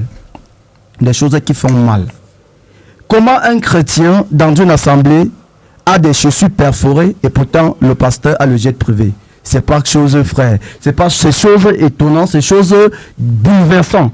Et pourtant, nous avons vu la raison pourquoi Christ est venu sur la terre. Christ n'est pas venu dans le monde pour enrichir les serviteurs, pour enrichir ceux-là qui sont appelés à être pasteurs. Ce n'est pas le but pourquoi il est venu sur la terre. Il est venu sur la terre pour que les brebis aient la vie et qu'il les serve en abondance. Voilà le but pourquoi. Et si nous sommes là pour prêcher, c'est pour que les hommes aient la vie de Christ en eux. Amen. Ça, c'est le but pourquoi nous prêchons. Amen. Que Dieu te bénisse, mon frère Romain. Donc, par ton intervention et par tout ce que nous avons lu, nous comprenons tout simplement que l'offrande de farine n'était rien d'autre qu'une préfiguration de Christ. Amen. Parce qu'il a dit, si le grain de blé qui tombe en terre et meurt, il ne peut porter de fruits, mais s'il meurt, il porte beaucoup de fruits. Exactement. Et ce blé a été broyé. Et quand on broie le blé, on obtient la farine. Et c'est cette farine qui devait passer comme ça au feu. Le feu n'est rien d'autre que les souffrances, visibles et invisibles, par lesquelles laquelle Christ est passé naturellement. Et cette huile qui devait être versée comme ça sur cette offrande n'est rien d'autre que l'onction du Saint-Esprit, tout simplement. Oui, nous allons prendre un autre type d'offrande, d'agréable odeur au Seigneur. C'est l'offrande des prémices. À partir du verset 12, mon bien-aimé frère Boris, de Lévitique chapitre 2. Lévitique chapitre 2, à partir du verset 12, je lis au nom du Seigneur Jésus. Vous pourrez en offrir à l'Éternel comme offrande des prémices, mais il n'en sera point présenté sur l'autel comme offrande d'une agréable odeur. Tu mettras du sel sur toutes les offrandes, tu ne laisseras point ton offrande manquer de sel. Signe de l'alliance de ton Dieu, sur toutes tes offrandes, tu mettras du sel. Si tu fais à l'Éternel une offrande des prémices, tu présenteras des épis nouveaux, rôtis au feu et broyés comme offrande de tes prémices. Tu verseras de l'huile dessus et tu y ajouteras de l'encens. C'est une offrande. Le sacrificateur brûlera comme souvenir une portion des épis broyés et de l'huile avec tout l'encens. C'est une offrande consumée par le feu devant l'Éternel. Continue, mon bien-aimé frère. Le chapitre 3, nous allons lire le chapitre 3 à partir du premier verset. Lorsque quelqu'un offrira à l'Éternel un sacrifice d'action de grâce, s'il offre un gros bétail, mâle ou femelle, il offrira sans défaut devant l'Éternel. Oui, merci mon frère. Je suggère qu'avant d'aborder l'action de grâce comme ça, parce que l'autre là, c'est une autre paire de manches, que nous puissions finir d'abord avec l'offrande de prémices, justement. Dans la Bible parle également de l'offrande de prémices. Nous savons que dans les assemblées, on doit citer Proverbes chapitre 3 en disant par exemple, au nord, le Seigneur avec tout est revenu les prémices de ton champ, de ton gros et de ton menu bétail et autres, nous reconnaissons ça. Mais ici, l'offrande des prémices ne parle rien d'autre que de la personne de Christ. Souvenez-vous, quand la Bible parle de la résurrection, la Bible dit que Christ est ressuscité comme prémisse. Et il est le premier-né d'entre plusieurs frères. Donc l'offrande des prémices n'est rien d'autre que la personne du Seigneur Jésus-Christ. Et il y a le Seigneur met l'accent sur quelque chose ici, le sel. La Bible dit que cette offrande comme ça devrait être parsemée de sel. Donc il fallait mettre du sel. Or, nous savons que naturellement ce sel-là sert le Seigneur Jésus-Christ toujours. La parole de Dieu ou le Seigneur Jésus-Christ. Et nous chrétiens également aujourd'hui, nous sommes le sel de la terre. Il n'est plus question d'utiliser le sel pour quoi que ce soit. Parce que mon frère Boris, on doit voir par exemple dans le milieu chrétien, je suis arrivé chez une maman un jour, elle avait carrément parcouru toute la maison avec le sel. Elle avait versé le sel dans toute la maison. Et quand je lui ai demandé que maman, d'où vient ceci? Elle m'a dit que non, c'est le pasteur. Je lui ai dit, mais comment il peut te demander de verser le sel? Elle m'a directement raisonné en me disant que même la Bible dit que nous sommes le sel de la terre. On a vu les Élysées utiliser le sel. Là, c'était le raisonnement qu'on lui a donné, puisqu'elle n'est pas très affermie dans la parole. Oui, c'est ce constat qu'on fait, mon frère. Qu'est-ce qui se passe concrètement pour qu'on puisse interpréter une parole carrément hors de son contexte? Oui, je pense que justement le problème c'est parce qu'ils ont raté, n'est-ce pas, la dispensation dans laquelle ils se trouvent. Ils ont raté la dispensation dans laquelle ils se trouvent. Ça veut dire qu'ils ont pris des choses qui se passaient, n'est-ce pas, avant l'ère de la grâce pour pouvoir transporter cela, n'est-ce pas, dans la période de la grâce. Alors que si nous regardons la Bible telle que nous avons présenté même les autres aspects de cette adoration, de ce thème sur l'adoration, on a toujours présenté avant la loi, pendant la loi et après la loi. Donc, justement, si le pasteur ou encore la personne qui vit même dans la dispensation de la loi partait dans la dispensation avant la loi, porter quelque chose qui venait à appliquer ça dans la période de la loi, je pense que même le pasteur serait étonné.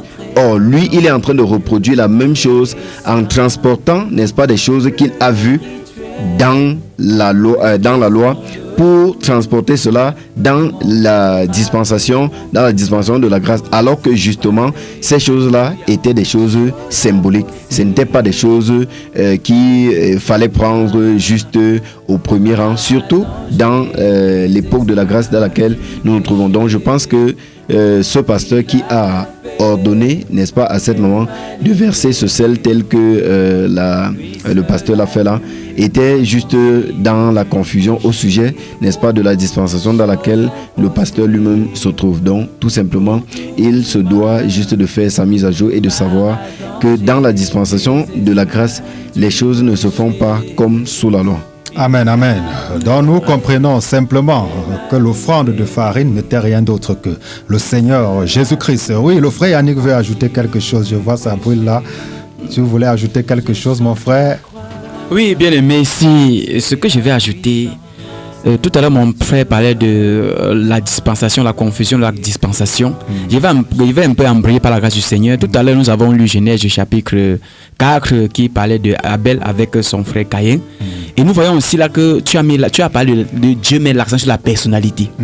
Nous voyons que Abel a été choisi par Dieu et son offrande. Par contre, Caïn n'a pas été choisi. Maintenant, lorsque nous regardons vraiment le climat spirituel aujourd'hui ou bien l'atmosphère spirituelle aujourd'hui, nous rendons compte qu'il y a des générations spontanées. Par exemple, quand nous regardons un peu Malachie, on ne voit pas des pharisiens, des sadducéens dans Malachie. Mais par contre, dans Matthieu, on voit les pharisiens, les scribes et bien d'autres. Donc, c'est une génération spontanée qui n'ont pas de racines bibliquement parlant. Et ce sont ces gens-là aujourd'hui, en quelque sorte, qui tordent le sens de la parole de Dieu pour leur propre gain. Et c'est pour leur... Et bon, pour le moment, nous pouvons dire que c'est pour leur propre gain. Mais leur sort, vraiment, est regrettable. Parce que pour le moment, ils peuvent se réjouir d'avoir des jets privés et bien d'autres. Mais à la fin, que diront-ils à Dieu? Parce qu'ils ont utilisé la parole de Dieu ils ont tordu le sens de la parole de Dieu pour leur propre gain, mais pour leur perte. Pour la perte de leur âme. D'où nous interpellons tous ces frères à revenir à la raison. Revenez à la raison. C'est pourquoi la trompette est là. Pour dire à toi qui t'es autoproclamé pour être serviteur, pasteur, et que tu crois que on peut faire n'importe quoi par la parole de Dieu. Ce n'est pas comme ça que ça se passe, bien aimé. Mon frère, ce n'est pas comme ça que ça se passe. La Bible est la parole de Dieu. Et il y en a ceux qui sont appelés à porter cette parole-là. C'est pourquoi nous sommes encore là pour vous interpeller à revenir à la raison. Que le Seigneur vraiment vous bénisse. Et quel qu'en soit le lieu où tu nous écoutes, nous t'interpellons à revenir à la raison. Car il n'est pas trop tard avec le Seigneur. Et que le Seigneur te bénisse abondamment. Amen. Chers pasteurs, chers prédicateurs, nous vous interpellons à revenir aux Écritures. Nous sommes là en cette soirée, pas pour parler de nous, mais pour examiner les Écritures afin que vous reveniez au fondement de la parole. Oui, nous allons continuer comme ça, mon bien-aimé frère Boris, avec une autre catégorie d'offrande, un autre type d'offrande qui fait problème dans le milieu chrétien aujourd'hui. L'offrande d'action de grâce. L'offrande d'action de Oui, grâce. c'est ce que nous allons toucher en cette soirée. Et je prie que le Saint-Esprit illumine comme ça l'intelligence de nos auditeurs afin que cette parole puisse s'asseoir en eux. Vous pouvez ouvrir vos Bibles, chers auditeurs, à la maison. Prenez ce sujet très au sérieux parce que nous venons vous libérer. Amen. Nous venons vous libérer des fausses doctrines. Nous venons vous libérer de la confusion par la parole vivante et puissante de notre Dieu. Amen. Oui, mon frère, dans... Nous sommes dans Lévitique au chapitre 3. Justement. Je lis au nom du Seigneur Jésus. Lorsque quelqu'un offrira à l'Éternel un sacrifice d'action de grâce, s'il offre un gros bétail, mâle ou femelle, il l'offrira sans défaut devant l'Éternel. Il posera sa main sur la tête de la victime, qu'il égorgera à l'entrée de la tente d'assignation, et les sacrificateurs fils d'Aaron répandront le sang sur l'autel tout autour. De ce sacrifice d'action de grâce, il offrira en sacrifice consumé par le feu devant l'Éternel la graisse qui couvre les entrailles et toute celle qui y est attachée, les deux rognons et la graisse qui est qui les entoure, qui couvre les flancs et le grand lobe du foie qu'il détachera près des rognons. Les fils d'Aaron brûleront cela sur l'autel par-dessus l'holocauste qui sera sur le bois mis au feu. C'est un sacrifice consumé par le feu d'une agréable odeur à l'Éternel. S'il offre du menu bétail, mâle ou femelle, en sacrifice d'action de grâce à l'Éternel, il offrira sans défaut. S'il offre en sacrifice un agneau, il le présentera devant l'Éternel. Il posera sa main sur la tête de la victime qu'il égorgera devant la tente d'assignation, et les fils d'Aaron en répandront le sang sur l'autel tout autour. De ce sacrifice d'action de grâce, il offrira un sacrifice consumé par le feu devant l'Éternel, une graisse, la queue entière, il offrira la graisse, la queue entière, qu'il séparera près de l'échine, la graisse qui couvre les entrailles et toute celle qui y est attachée, les 2 rognons et la graisse qui les entoure, qui couvre les flancs, et le grand lobe du foie qu'il détachera près des rognons. Le sacrificateur brûlera cela sur l'autel. C'est l'aliment d'un sacrifice consumé par le feu, c'est l'aliment d'un sacrifice, n'est-ce pas, consumé par le feu devant l'Éternel. Si son offrande est une chèvre, il la présentera devant l'Éternel. Il posera sa main sur la tête de la victime, qu'il égorgera devant la tente d'assignation, et les fils d'Aaron en répandront le sang sur l'autel tout autour. De la victime, il offrira un sacrifice consumé par le feu devant l'Éternel, la graisse qui couvre les entrailles et toute celle qui y est attachée, les 2 rognons et la graisse qui les entoure, qui couvre les flancs, et le grand lobe du foie qu'il détachera près des rognons. Le sacrificateur brûlera cela sur l'autel. Toute la graisse est l'aliment d'un sacrifice consumé par le feu, d'une agréable odeur à l'Éternel. C'est ici une loi perpétuelle pour vos descendants dans tous les lieux où vous habiterez. Vous ne mangerez ni graisse ni sang. Alléluia. Amen. Que Dieu soit béni. Donc là, nous voyons comme ça le 4e type d'offrande parmi les offrandes d'agréable odeur à l'Éternel. Et là, il est question de l'action de grâce. Donc, pour vous situer, si vous venez de nous prendre à l'écoute, nous sommes en train de parler des offrandes. Et nous avons examiné les offrandes avant la loi. Et nous sommes en train de parler des offrandes sous la loi. Et nous voyons ici, d'entrée de jeu, qu'il existe 2 grandes catégories d'offrandes sous la loi. Nous avons parlé ici premièrement des offrandes d'agréable odeur au Seigneur. Et parmi ces types d'offrandes, nous avons déjà parlé de l'Holocauste, nous avons parlé de l'offrande de farine, nous avons parlé de l'offrande des prémices, et nous sommes en train de parler du 4e, qui est l'offrande d'action de grâce ou le sacrifice d'action de grâce. Et dans le texte que nous avons lu comme ça, dans Lévitique chapitre 3, il est question uniquement de cela, il est question de l'offrande d'action de grâce. Et ici, la précision est donnée. Chers auditeurs, le Seigneur a donné tous les détails pour ce qui concerne cette offrande. Et dans cette offrande, comme ça, nous nous rendons compte que c'est l'une des offrandes dans laquelle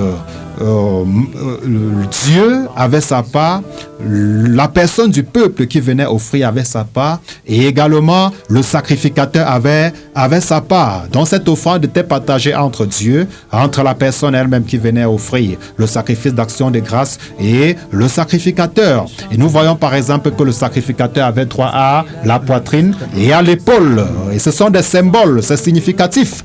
Et en réalité, vous devez comprendre que cette offrande comme ça n'était rien d'autre qu'une préfiguration de l'œuvre de la croix par laquelle nous avons obtenu la paix avec Dieu pour être en communion avec lui. Amen. C'est la raison pour laquelle, étant en communion avec lui, naturellement, le sacrificateur pouvait manger la poitrine. Yes. Nous savons que la poitrine comme ça, c'est la partie du corps humain qui garde quoi? Le cœur. Et nous savons que l'amour de Dieu est communiqué dans nos cœurs par le Saint-Esprit. Donc quand on rentre en communion avec Dieu après avoir obtenu la paix avec lui, naturellement, on est rempli de son amour. Et l'autel comme ça, et l'épaule que le sacrificateur devait manger, nous savons que l'épaule de Christ représente quoi? L'autorité. Dans Ésaïe, il est dit que la domination reposera sur son épaule. Donc quand on rencontre Christ comme ça, on rentre avec son amour et son autorité. Alléluia. Amen. C'est ce que préfigure le sacrifice d'action de grâce ici, c'est-à-dire l'œuvre de la croix par laquelle nous avons obtenu la paix avec Dieu. Et encore plus poussé, ça préfigurait même la Sainte Seine, le repas du Seigneur. C'est de ça qu'il est question ici, chers auditeurs. Donc si quelqu'un vous demande encore de pratiquer un culte d'action de grâce ou d'apporter un sacrifice d'action de grâce ou une offrande d'action de grâce, ça veut dire qu'il est en train de vous dire que Christ n'est pas encore mort.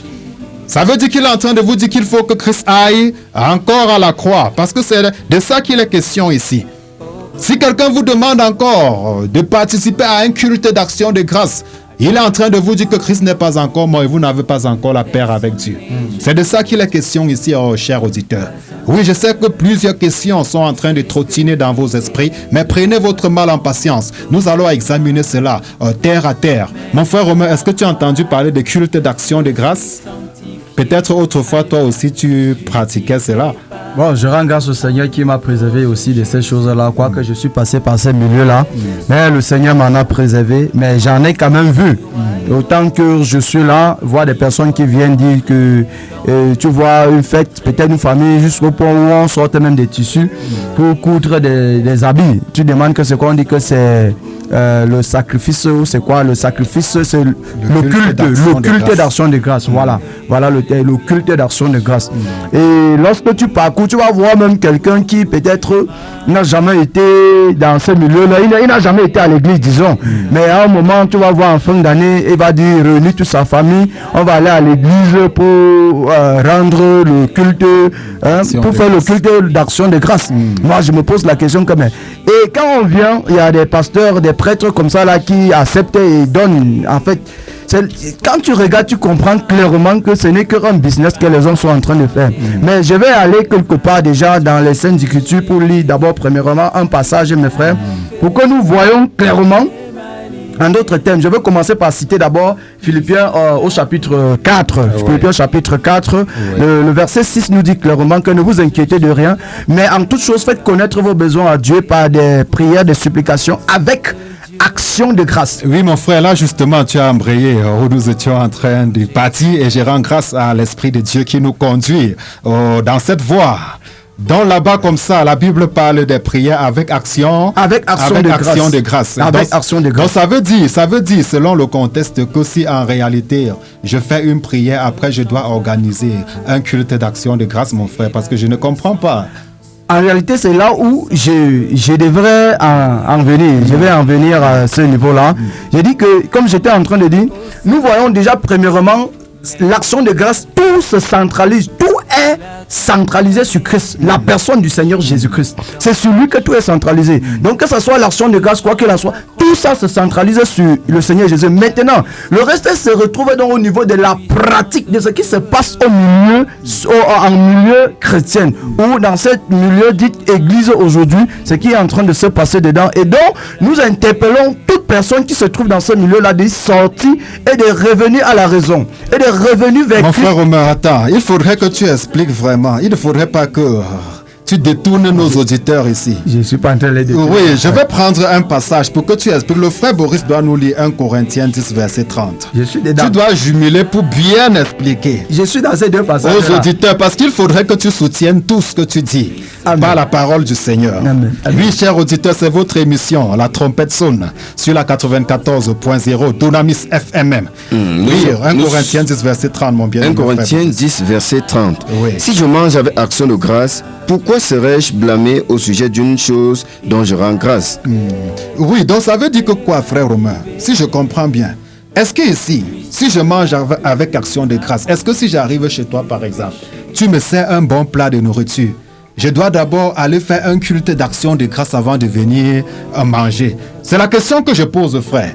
Là, justement, c'est là où j'étais en train d'embrayer. C'est pour ça que j'ai touché le Seigneur Jésus en interpellant ceux qui sont dedans qu'ils doivent d'abord sortir. Oui. Et par la suite, je suis en train de dire ceci, puisque j'ai pris Philippiens chapitre 4 là, pour nous dire que ce qui est dit dans ce passage est loin de ce que nous voyons les gens pratiquer. Et justement, dans ce 1 Corinthiens chapitre 10, le verset 30, nous sommes en train de voir des personnes qui sont en train de manger et que les gens sont en train de condamner les autres. En fait, nous allons lire ce passage clairement. Puisque là, j'étais dedans et je voulais d'abord, c'est pour ça que je citais d'abord ce passage pour revenir donc dans ce livre de 1 Corinthiens et que nous voyons, mon frère, la dérive qui est en train de se passer dans l'église. Justement, nous allons prendre ce passage. C'est votre émission La Trompette sonne sur la 94. Cette soirée, nous parlons des offrandes et nous sommes en train de toucher comme ça le nerf de la guerre, l'action de grâce. Oui, continuons mon frère. Oui, je vais prendre à partir du verset 27. Je vais lire là pour qu'on arrive à voir ce qui est en train de se passer. Parce que là, l'apôtre Paul était en train de nous expliquer quelque chose vu aux questions qui lui ont été posées. Vu des animaux sacrifiés aux idoles et tout. Et ce qui a un rapport avec le chrétien.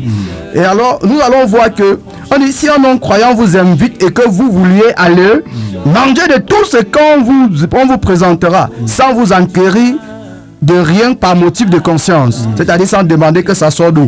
Mais si quelqu'un vous dit ceci a été offert en sacrifice, n'en mangez pas à cause de celui qui a donné l'avertissement et à cause de la conscience. Il dit, je parle ici non de votre conscience, mais de celle de l'autre. Ça veut dire que c'est lui qui t'avertit, c'est-à-dire le non-croyant. Maintenant, pourquoi en effet ma liberté serait-elle jugée par une conscience étrangère? Si je mange avec action de grâce, pourquoi serais-je blâmé au sujet d'une chose dont je rends grâce? Je rends grâce.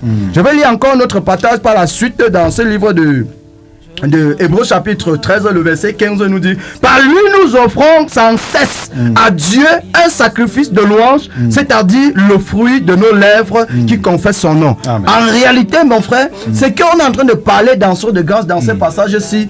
Pour nous, en tant que chrétiens, pour nous, en tant que disciples du Seigneur Jésus-Christ, on ne parle rien d'autre que des fruits de nos lèvres à laquelle nous chantons à la louange de notre Dieu de gloire. C'est ce fruit-là. Nous le rendons pleinement grâce chaque jour. Puisque quand nous sommes entrés dans cette émission, nous avons dit, nous rendons grâce au Seigneur qui a permis. Donc nous sommes entrés, ça c'est notre pas de culte d'action de grâce que nous rendons au Seigneur, à l'honneur du Seigneur pour ce que Christ a fait à la croix pour nous.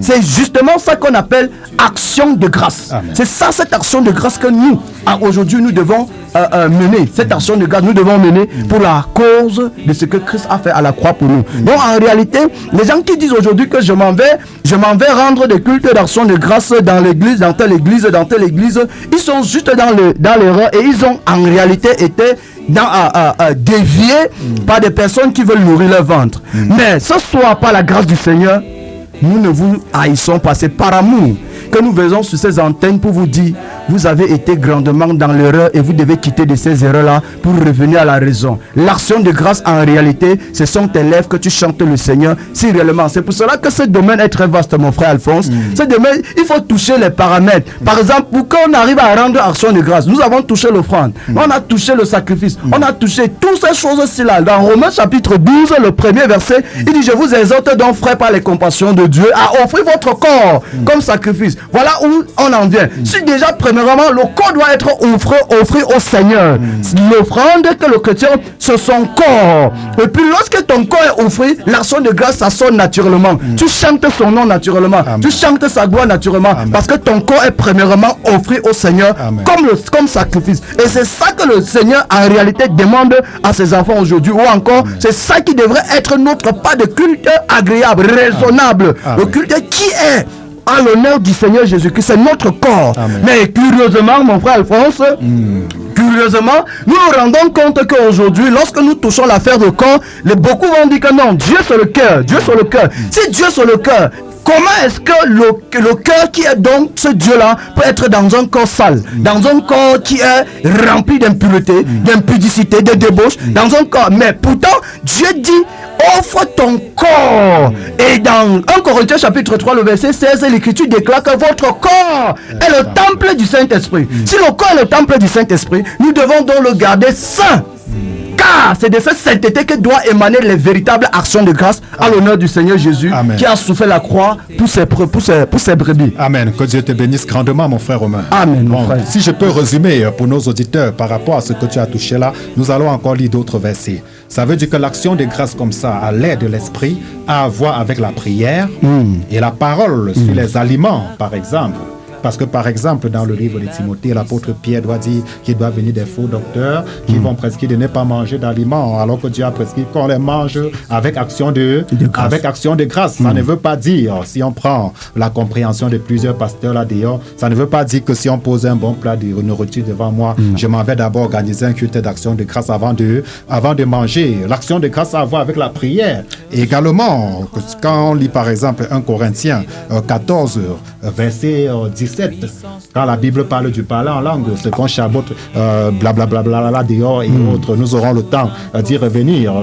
Là-bas, le Seigneur dit comme si tu chantes, si tu parles comme ça, comment est-ce que quelqu'un pourra même dire Amen à ce que tu es en train de dire, alors que tu es en train de rendre, il est vrai, des excellentes actions de grâce. Mon frère. De grâce. Il ne parle pas d'excellentes actions de grâce ici par rapport à la grosseur de l'enveloppe qu'on apporte. Loin de là, frère. Non, loin de là, frère Alphonse. Loin de là, mon frère Alphonse. Loin de là. Il ne s'agit pas des enveloppes, il ne s'agit pas de bœufs, il ne s'agit pas de chèvres, mais il s'agit du chrétien sanctifié qui honore son Seigneur par sa conduite au milieu du monde pervers. Amen. Il s'agit de ce chrétien-là. C'est de lui qu'il s'agit. C'est de cette personne en question. C'est pour ça que nous parlons, ici, là, nous avons parlé de la personnalité. Tous ces cultes-là ont à voir avec la personnalité du personne. Amen. On a lu dans ce Genèse 4-là, on dit que Dieu ne portait pas les regards favorables sur Caïn. Ça, c'est sur Caïn. Ça, c'est première. Première chose, c'est sur Caïn, puis sur son offrande. Donc, nous voyons que Dieu regarde d'abord la personne qui donne l'offrande. La personne qui donne l'offrande est plus importante devant Dieu que l'offrande.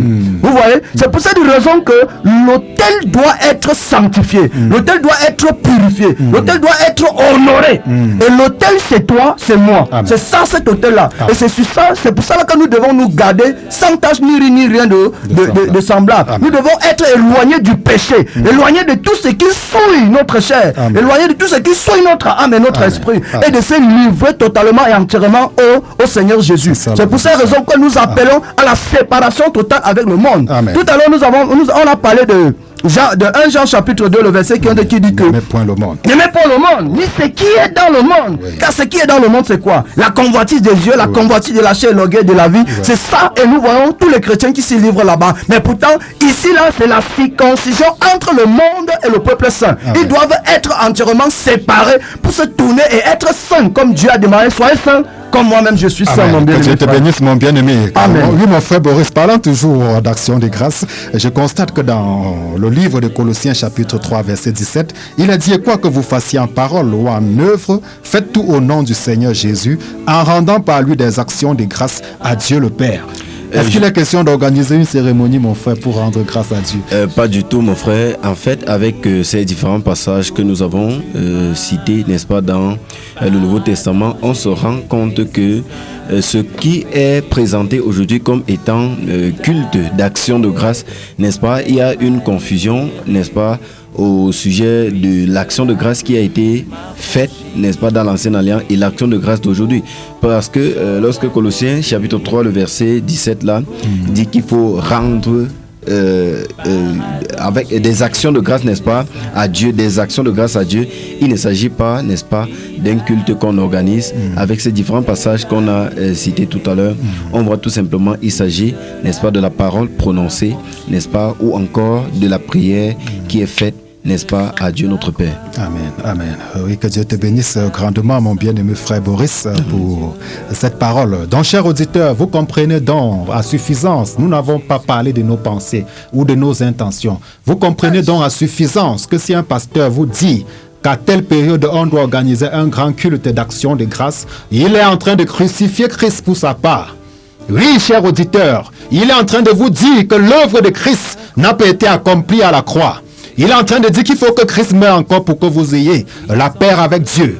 Et nous avons lu, chers auditeurs, nous n'avons pas annoncé nos intentions sur ces antennes. Nous avons lu. Et vous-même, vous avez découvert avec nous qu'à l'aide de la grâce, l'action de grâce a à voir avec la prière sur les aliments, l'action de grâce a à voir avec la parole, l'action de grâce a à voir avec le remerciement qu'on donne au Seigneur du bout des lèvres, tout simplement. Il n'est pas question d'organiser une cérémonie sous le couvert d'action de grâce. Non, ce n'est pas de ça qu'il est question.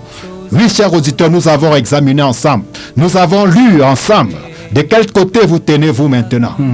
De quel côté vous tenez-vous maintenant? Parce que c'est la parole que nous vous avons annoncée. Action de grâce.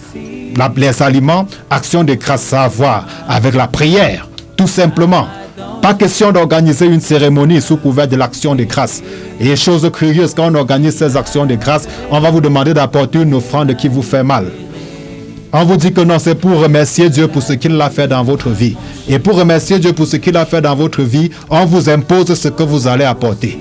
Le pasteur dit non, je ne veux pas voir les poulets maigres que l'an passé vous avez apportés ici. Cette année, choisissez les plus gros poulets vous apporter. Parce que c'est le culte d'action de grâce. Quelle action de grâce, chers frères et sœurs? Nous devons revenir aux Écritures, revenir à la parole. Oui, chers auditeurs. C'est vrai, nous ne sommes pas en train de dire que les offrandes ne doivent pas se pratiquer dans l'église du Seigneur. Ce qui se pratique dans l'église du Seigneur, ce ne sont pas les offrandes telles qu'annoncées par la loi, mais les chrétiens sont tenus de pratiquer les libéralités plutôt aujourd'hui. Il n'est plus question de ces choses, de ces cérémonies pompeuses, telles que les fêtes de récolte et autres, et tout ce que nous voyons. Oui, chers auditeurs, voilà, nous vous avons présenté comme ça les sacrifices d'odeur agréables au Seigneur, et nous avons fait le parallèle à chaque fois avec la dispensation du Saint-Esprit, qui est la dispensation de l'Église. Donc si tu es quelque part où on te dit je ne viendrai pas dans la maison de l'Éternel les mains vides et autres, il faudrait savoir que ce pasteur qui te dit ça est hors sujet, parce qu'aujourd'hui c'est toi la maison de Dieu. Comment tu peux aller à un lieu alors que tu es ce lieu-là? C'est toi la maison de Dieu selon 1 Corinthiens chapitre 3 verset 16. Mon frère Romain a fait allusion à ça aujourd'hui. Comment est-ce que tu peux dire je pars à la maison de l'Éternel et je vais pas aller à la maison de l'Éternel les mains vides, alors que c'est toi la maison du Seigneur aujourd'hui, parce que l'Esprit de Dieu habite en toi. Le temple dans l'ancienne alliance n'avait pas de valeur si l'arche de l'Éternel n'avait pas existé. Le tabernacle comme le temple n'avait existé qu'à cause de l'arche. Et aujourd'hui, cette arche-là qui est le Saint-Esprit est en toi. Tu pars encore à quel lieu aujourd'hui, cher auditeur? Sortez de l'esclavage, sortez de l'ignorance, revenez à la liberté. C'est pour la liberté que Christ vous a affranchi. Ne devenez pas esclaves des hommes. Oui, après avoir abordé comme ça, c'est tellement pertinent, mon frère Romain. Et nous savons que le temps, c'est la radio. Le temps nous tient vraiment. Donc, nous vous avons présenté comme ça les offrandes ou les sacrifices d'agréable odeur à l'Éternel, selon la loi. Nous avons parlé de l'Holocauste, nous avons parlé de l'offrande de farine, nous avons parlé de l'offrande des prémices, nous avons parlé de l'action de grâce.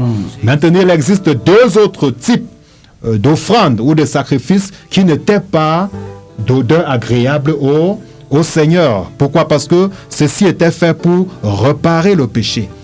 Que ce soit l'offrande d'expiation ou le sacrifice de culpabilité, c'était fait pour réparer le péché. Et ici, c'était des offrandes ou des sacrifices obligatoires. Par contre, les autres types n'étaient pas obligatoires. Alors oui, chers auditeurs, nous allons ouvrir le standard. Vous pouvez lire tous ces textes dans le livre de Lévitique. Prenez Lévitique 1 à Lévitique chapitre 5. Vous aurez tout ça. Nous n'aurons pas largement le temps sur cette antenne. Mais la prochaine fois, nous y reviendrons pour parler d'un autre thème. Nous allons aller au standard. Oui, c'est votre émission. La trompette sonne sur la 94.0. Et dans un peu de temps, nous serons partis de ce studio. Oui, en cette soirée, vous pouvez intervenir, chers auditeurs. Le standard est ouvert au 696 95 54 45. 696 95 54 45. Et vous avez également le 673 56 96 93. 673 56 96 93.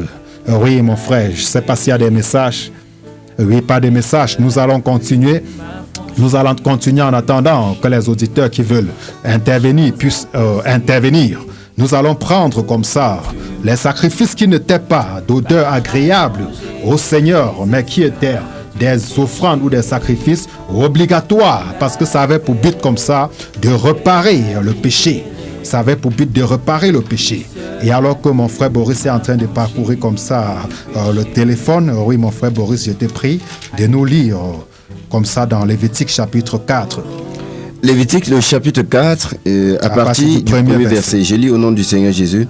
L'Éternel parla à Moïse et dit, parle aux enfants d'Israël et dit, lorsque quelqu'un péchera involontairement contre l'un des commandements de l'Éternel, en faisant des choses qui ne doivent point se faire, si c'est le sacrificateur ayant reçu l'onction qui a péché et a rendu par là le peuple coupable, il offrira à l'Éternel pour le péché qu'il a commis un jeune taureau sans défaut en sacrifice d'expiation.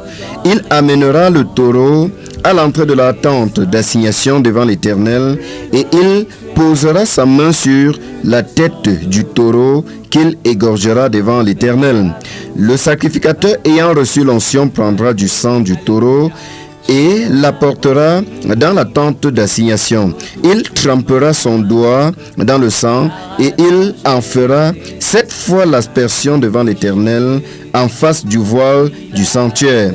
Le sacrificateur mettra du sang sur les cornes de l'autel des parfums odoriférants et qui est devant l'Éternel dans la tente d'assignation, et il répandra tout le sang du taureau au pied de l'autel des holocaustes qui est à l'entrée de la tente d'assignation.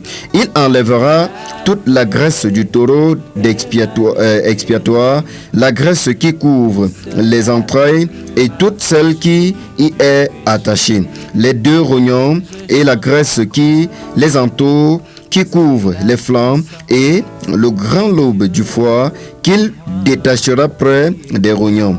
Le sacrificateur enlèvera ces parties comme on les enlève du taureau dans le sacrifice d'action de grâce et il les brûlera sur l'autel des holocaustes. Mais la peau du taureau, toute la chair avec sa tête, ses jambes et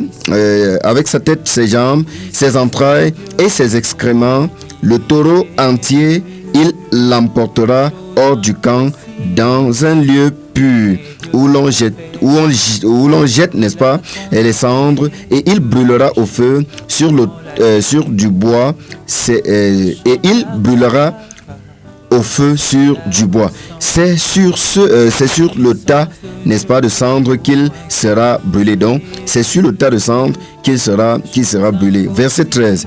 Si c'est toute l'assemblée d'Israël qui a péché involontairement et sans s'en apercevoir, en faisant contre l'un des commandements de l'Éternel, des choses qui ne doivent point se faire, en se rendant ainsi coupable, et que le péché qu'on a commis vienne à être découvert, l'assemblée offrira un jeune taureau en sacrifice d'expiation et on l'amènera devant la tente d'assignation.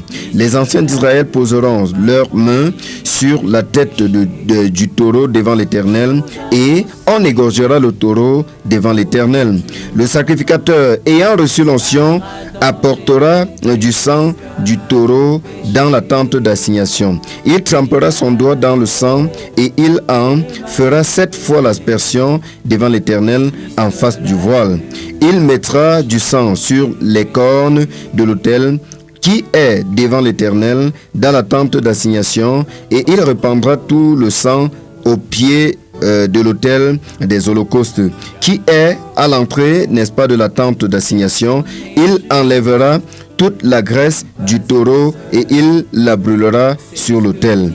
Il fera de ce taureau comme du taureau expiatoire. Il fera de même. C'est ainsi que le sacrificateur fera pour eux l'expiation et il leur sera pardonné. Il emportera le taureau hors du camp et il le brûlera comme le premier taureau. C'est un sacrifice d'expiation pour l'assemblée. Si c'est un chef qui a péché en faisant involontairement contre l'un des commandements de l'Éternel, son Dieu, des choses qui ne doivent point se faire, et en se rendant ainsi coupable, et qu'il vienne à découvrir le péché qu'il a commis, il offrira en sacrifice un bouc mâle sans défaut. Amen, amen. Que Dieu te bénisse grandement, mon bien-aimé frère Boris. Je crois que nous avons un auditeur. Un auditeur qui se signale. Un auditeur se signale. Allô? Oui, bonsoir. Auditeur, vous êtes connecté à la 94.0 et c'est votre émission La Trompette sonne. Bonsoir. À qui avons-nous l'honneur? Oui, je m'appelle Séverin. Oui, le frère Séverin à l'appareil, oui. Voilà. Je vous ai écouté de fond en comble. Hein. Oui, je voudrais savoir, déjà, que Dieu vous bénisse pour tous ces éclairages. Amen. Oui, mais en vous écoutant, on peut croire que tous ceux qui sont dans des soi-disant dénominations sont tous dans l'erreur. Et s'ils sont tous dans l'erreur, ça veut dire que tous iront en enfer. Est-ce que les dons que nous faisons, est-ce que lorsque nous faisons les dons dans les dénominations, l'argent que nous donnons là, est-ce que ça n'agrée pas à Dieu, puisque quand nous le faisons, c'est de bon cœur pour être agréable à Dieu. Mais la question qui se pose, est-ce que au dernier jour j'irai en enfer parce que j'ai fait cela? Très bonne C'est ma question. première question pour le moment. Oui, cher auditeur, votre question a été prise en compte.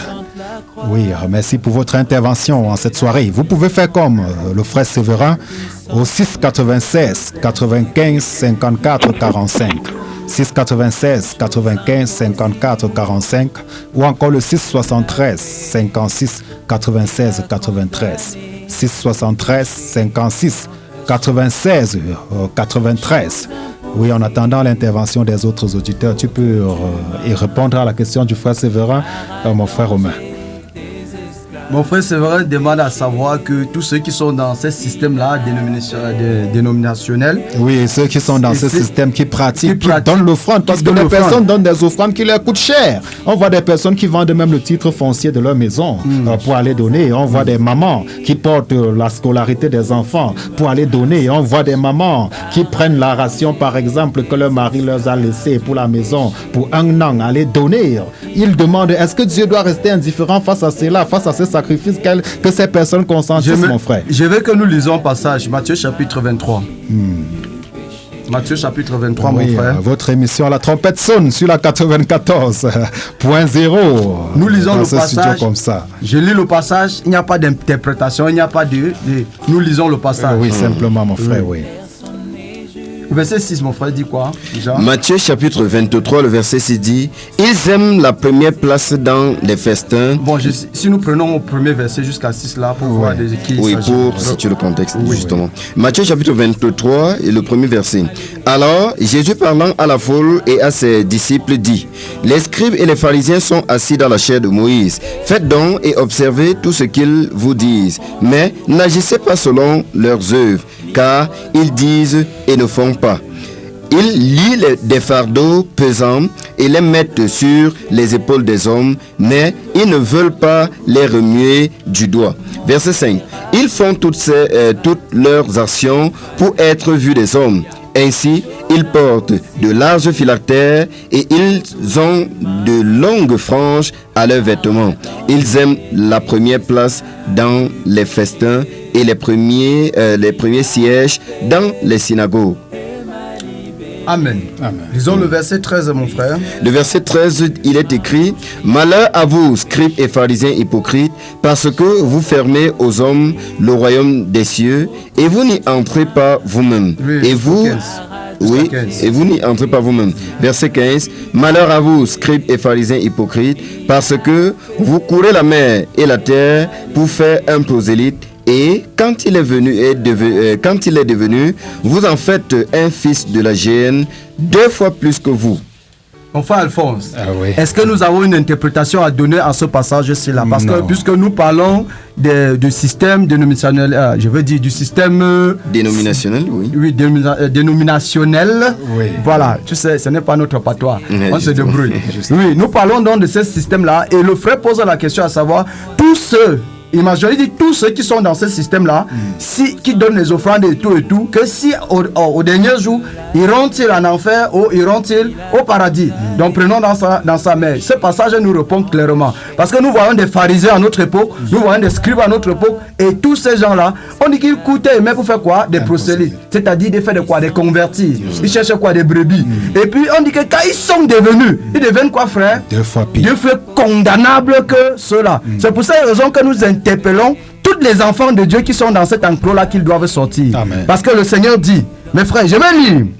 Ne vous mettez pas avec les infidèles sous un joug étranger, car quel rapport y a-t-il entre la justice et l'iniquité? Ou qu'y a-t-il de commun entre la lumière et les ténèbres? Quel accord y a-t-il entre Christ et Bélial? Ou quelle part a le fidèle avec l'infidélité, avec l'infidèle? Je dis, quel rapport y a-t-il entre le temple de Dieu et les idoles? Car nous sommes le temple du Dieu vivant, comme Dieu l'a dit. J'habiterai et je marcherai au milieu d'eux. Je serai leur Dieu et ils seront mon peuple. C'est pourquoi sortez du milieu d'eux et séparez-vous. Dit le Seigneur, ne touchez pas à ce qui est impur. Je vous accueillerai. Je serai pour vous un père et vous serez pour moi des fils et des filles, dit le Seigneur Tout-Puissant. Ça, c'est ce que le Seigneur déclare à ses enfants. Et nous croyons une chose, le Seigneur a dit, aucun de ses brebis ne perdra. Amen. Donc nous croyons, ceux qui sont de lui entendront cette trompette-là et reviendront à la raison, car le Seigneur Jésus est là pour ses brebis et il les ramènera. Ce n'est que ceux qui sont pour la perdition qui iront en perdition. Amen. Donc ceux-là qui sont là, voilà la réponse pour eux dans Matthieu chapitre 23, le verset 15. Mon cher frère Séverin qui a posé la question. Oui, auditeurs, que Dieu vous bénisse grandement. Nous sommes sur la 94.0 Dunamis FM. Et en cette soirée, c'est votre émission La Trompette sonne. Dans quelques poussières de minutes, nous serons partis de ce studio. Juste le temps pour vous d'intervenir au 696 95 54 45. 696 95 54 45 ou encore le 673 56 96 93. Oui, il y a un auditeur. Allô? Oui, c'est l'auditeur qui revient. Oui, c'est encore Séverin. Hein? Oui. Voilà. Que Dieu vous bénisse. Amen. Que le Seigneur Jésus-Christ vous bénisse. Amen. Voilà. Maintenant, s'il faut que je sorte de ma dénomination, qu'est-ce que je fais? Lorsque j'écoute, puisque je vous ai déjà entendu plusieurs fois prêcher, que vous ne prêchez pas la religion, vous ne prêchez pas votre église. Maintenant, si je sors, vous dites que je suis le temple de Dieu. Maintenant, si je sors, dois-je aller me coucher à la maison parce que je suis le temple de Dieu et lire seulement ma Bible? Ou bien qu'est-ce que je fais?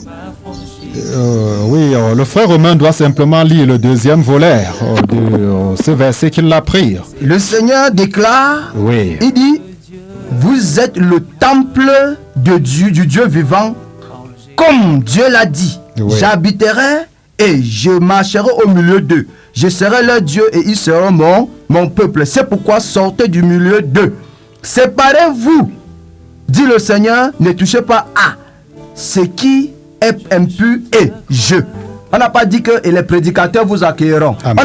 Il a dit et je. Donc le Seigneur t'accueillera, mon frère. Amen. La sincérité est la clé de la rencontre avec Dieu. Amen. Donc lorsque tu rencontreras le Seigneur, il te dira quoi il y a à faire. Amen. Tu comprends, mon frère bien-aimé? Amen. Donc la sincérité, il a dit je.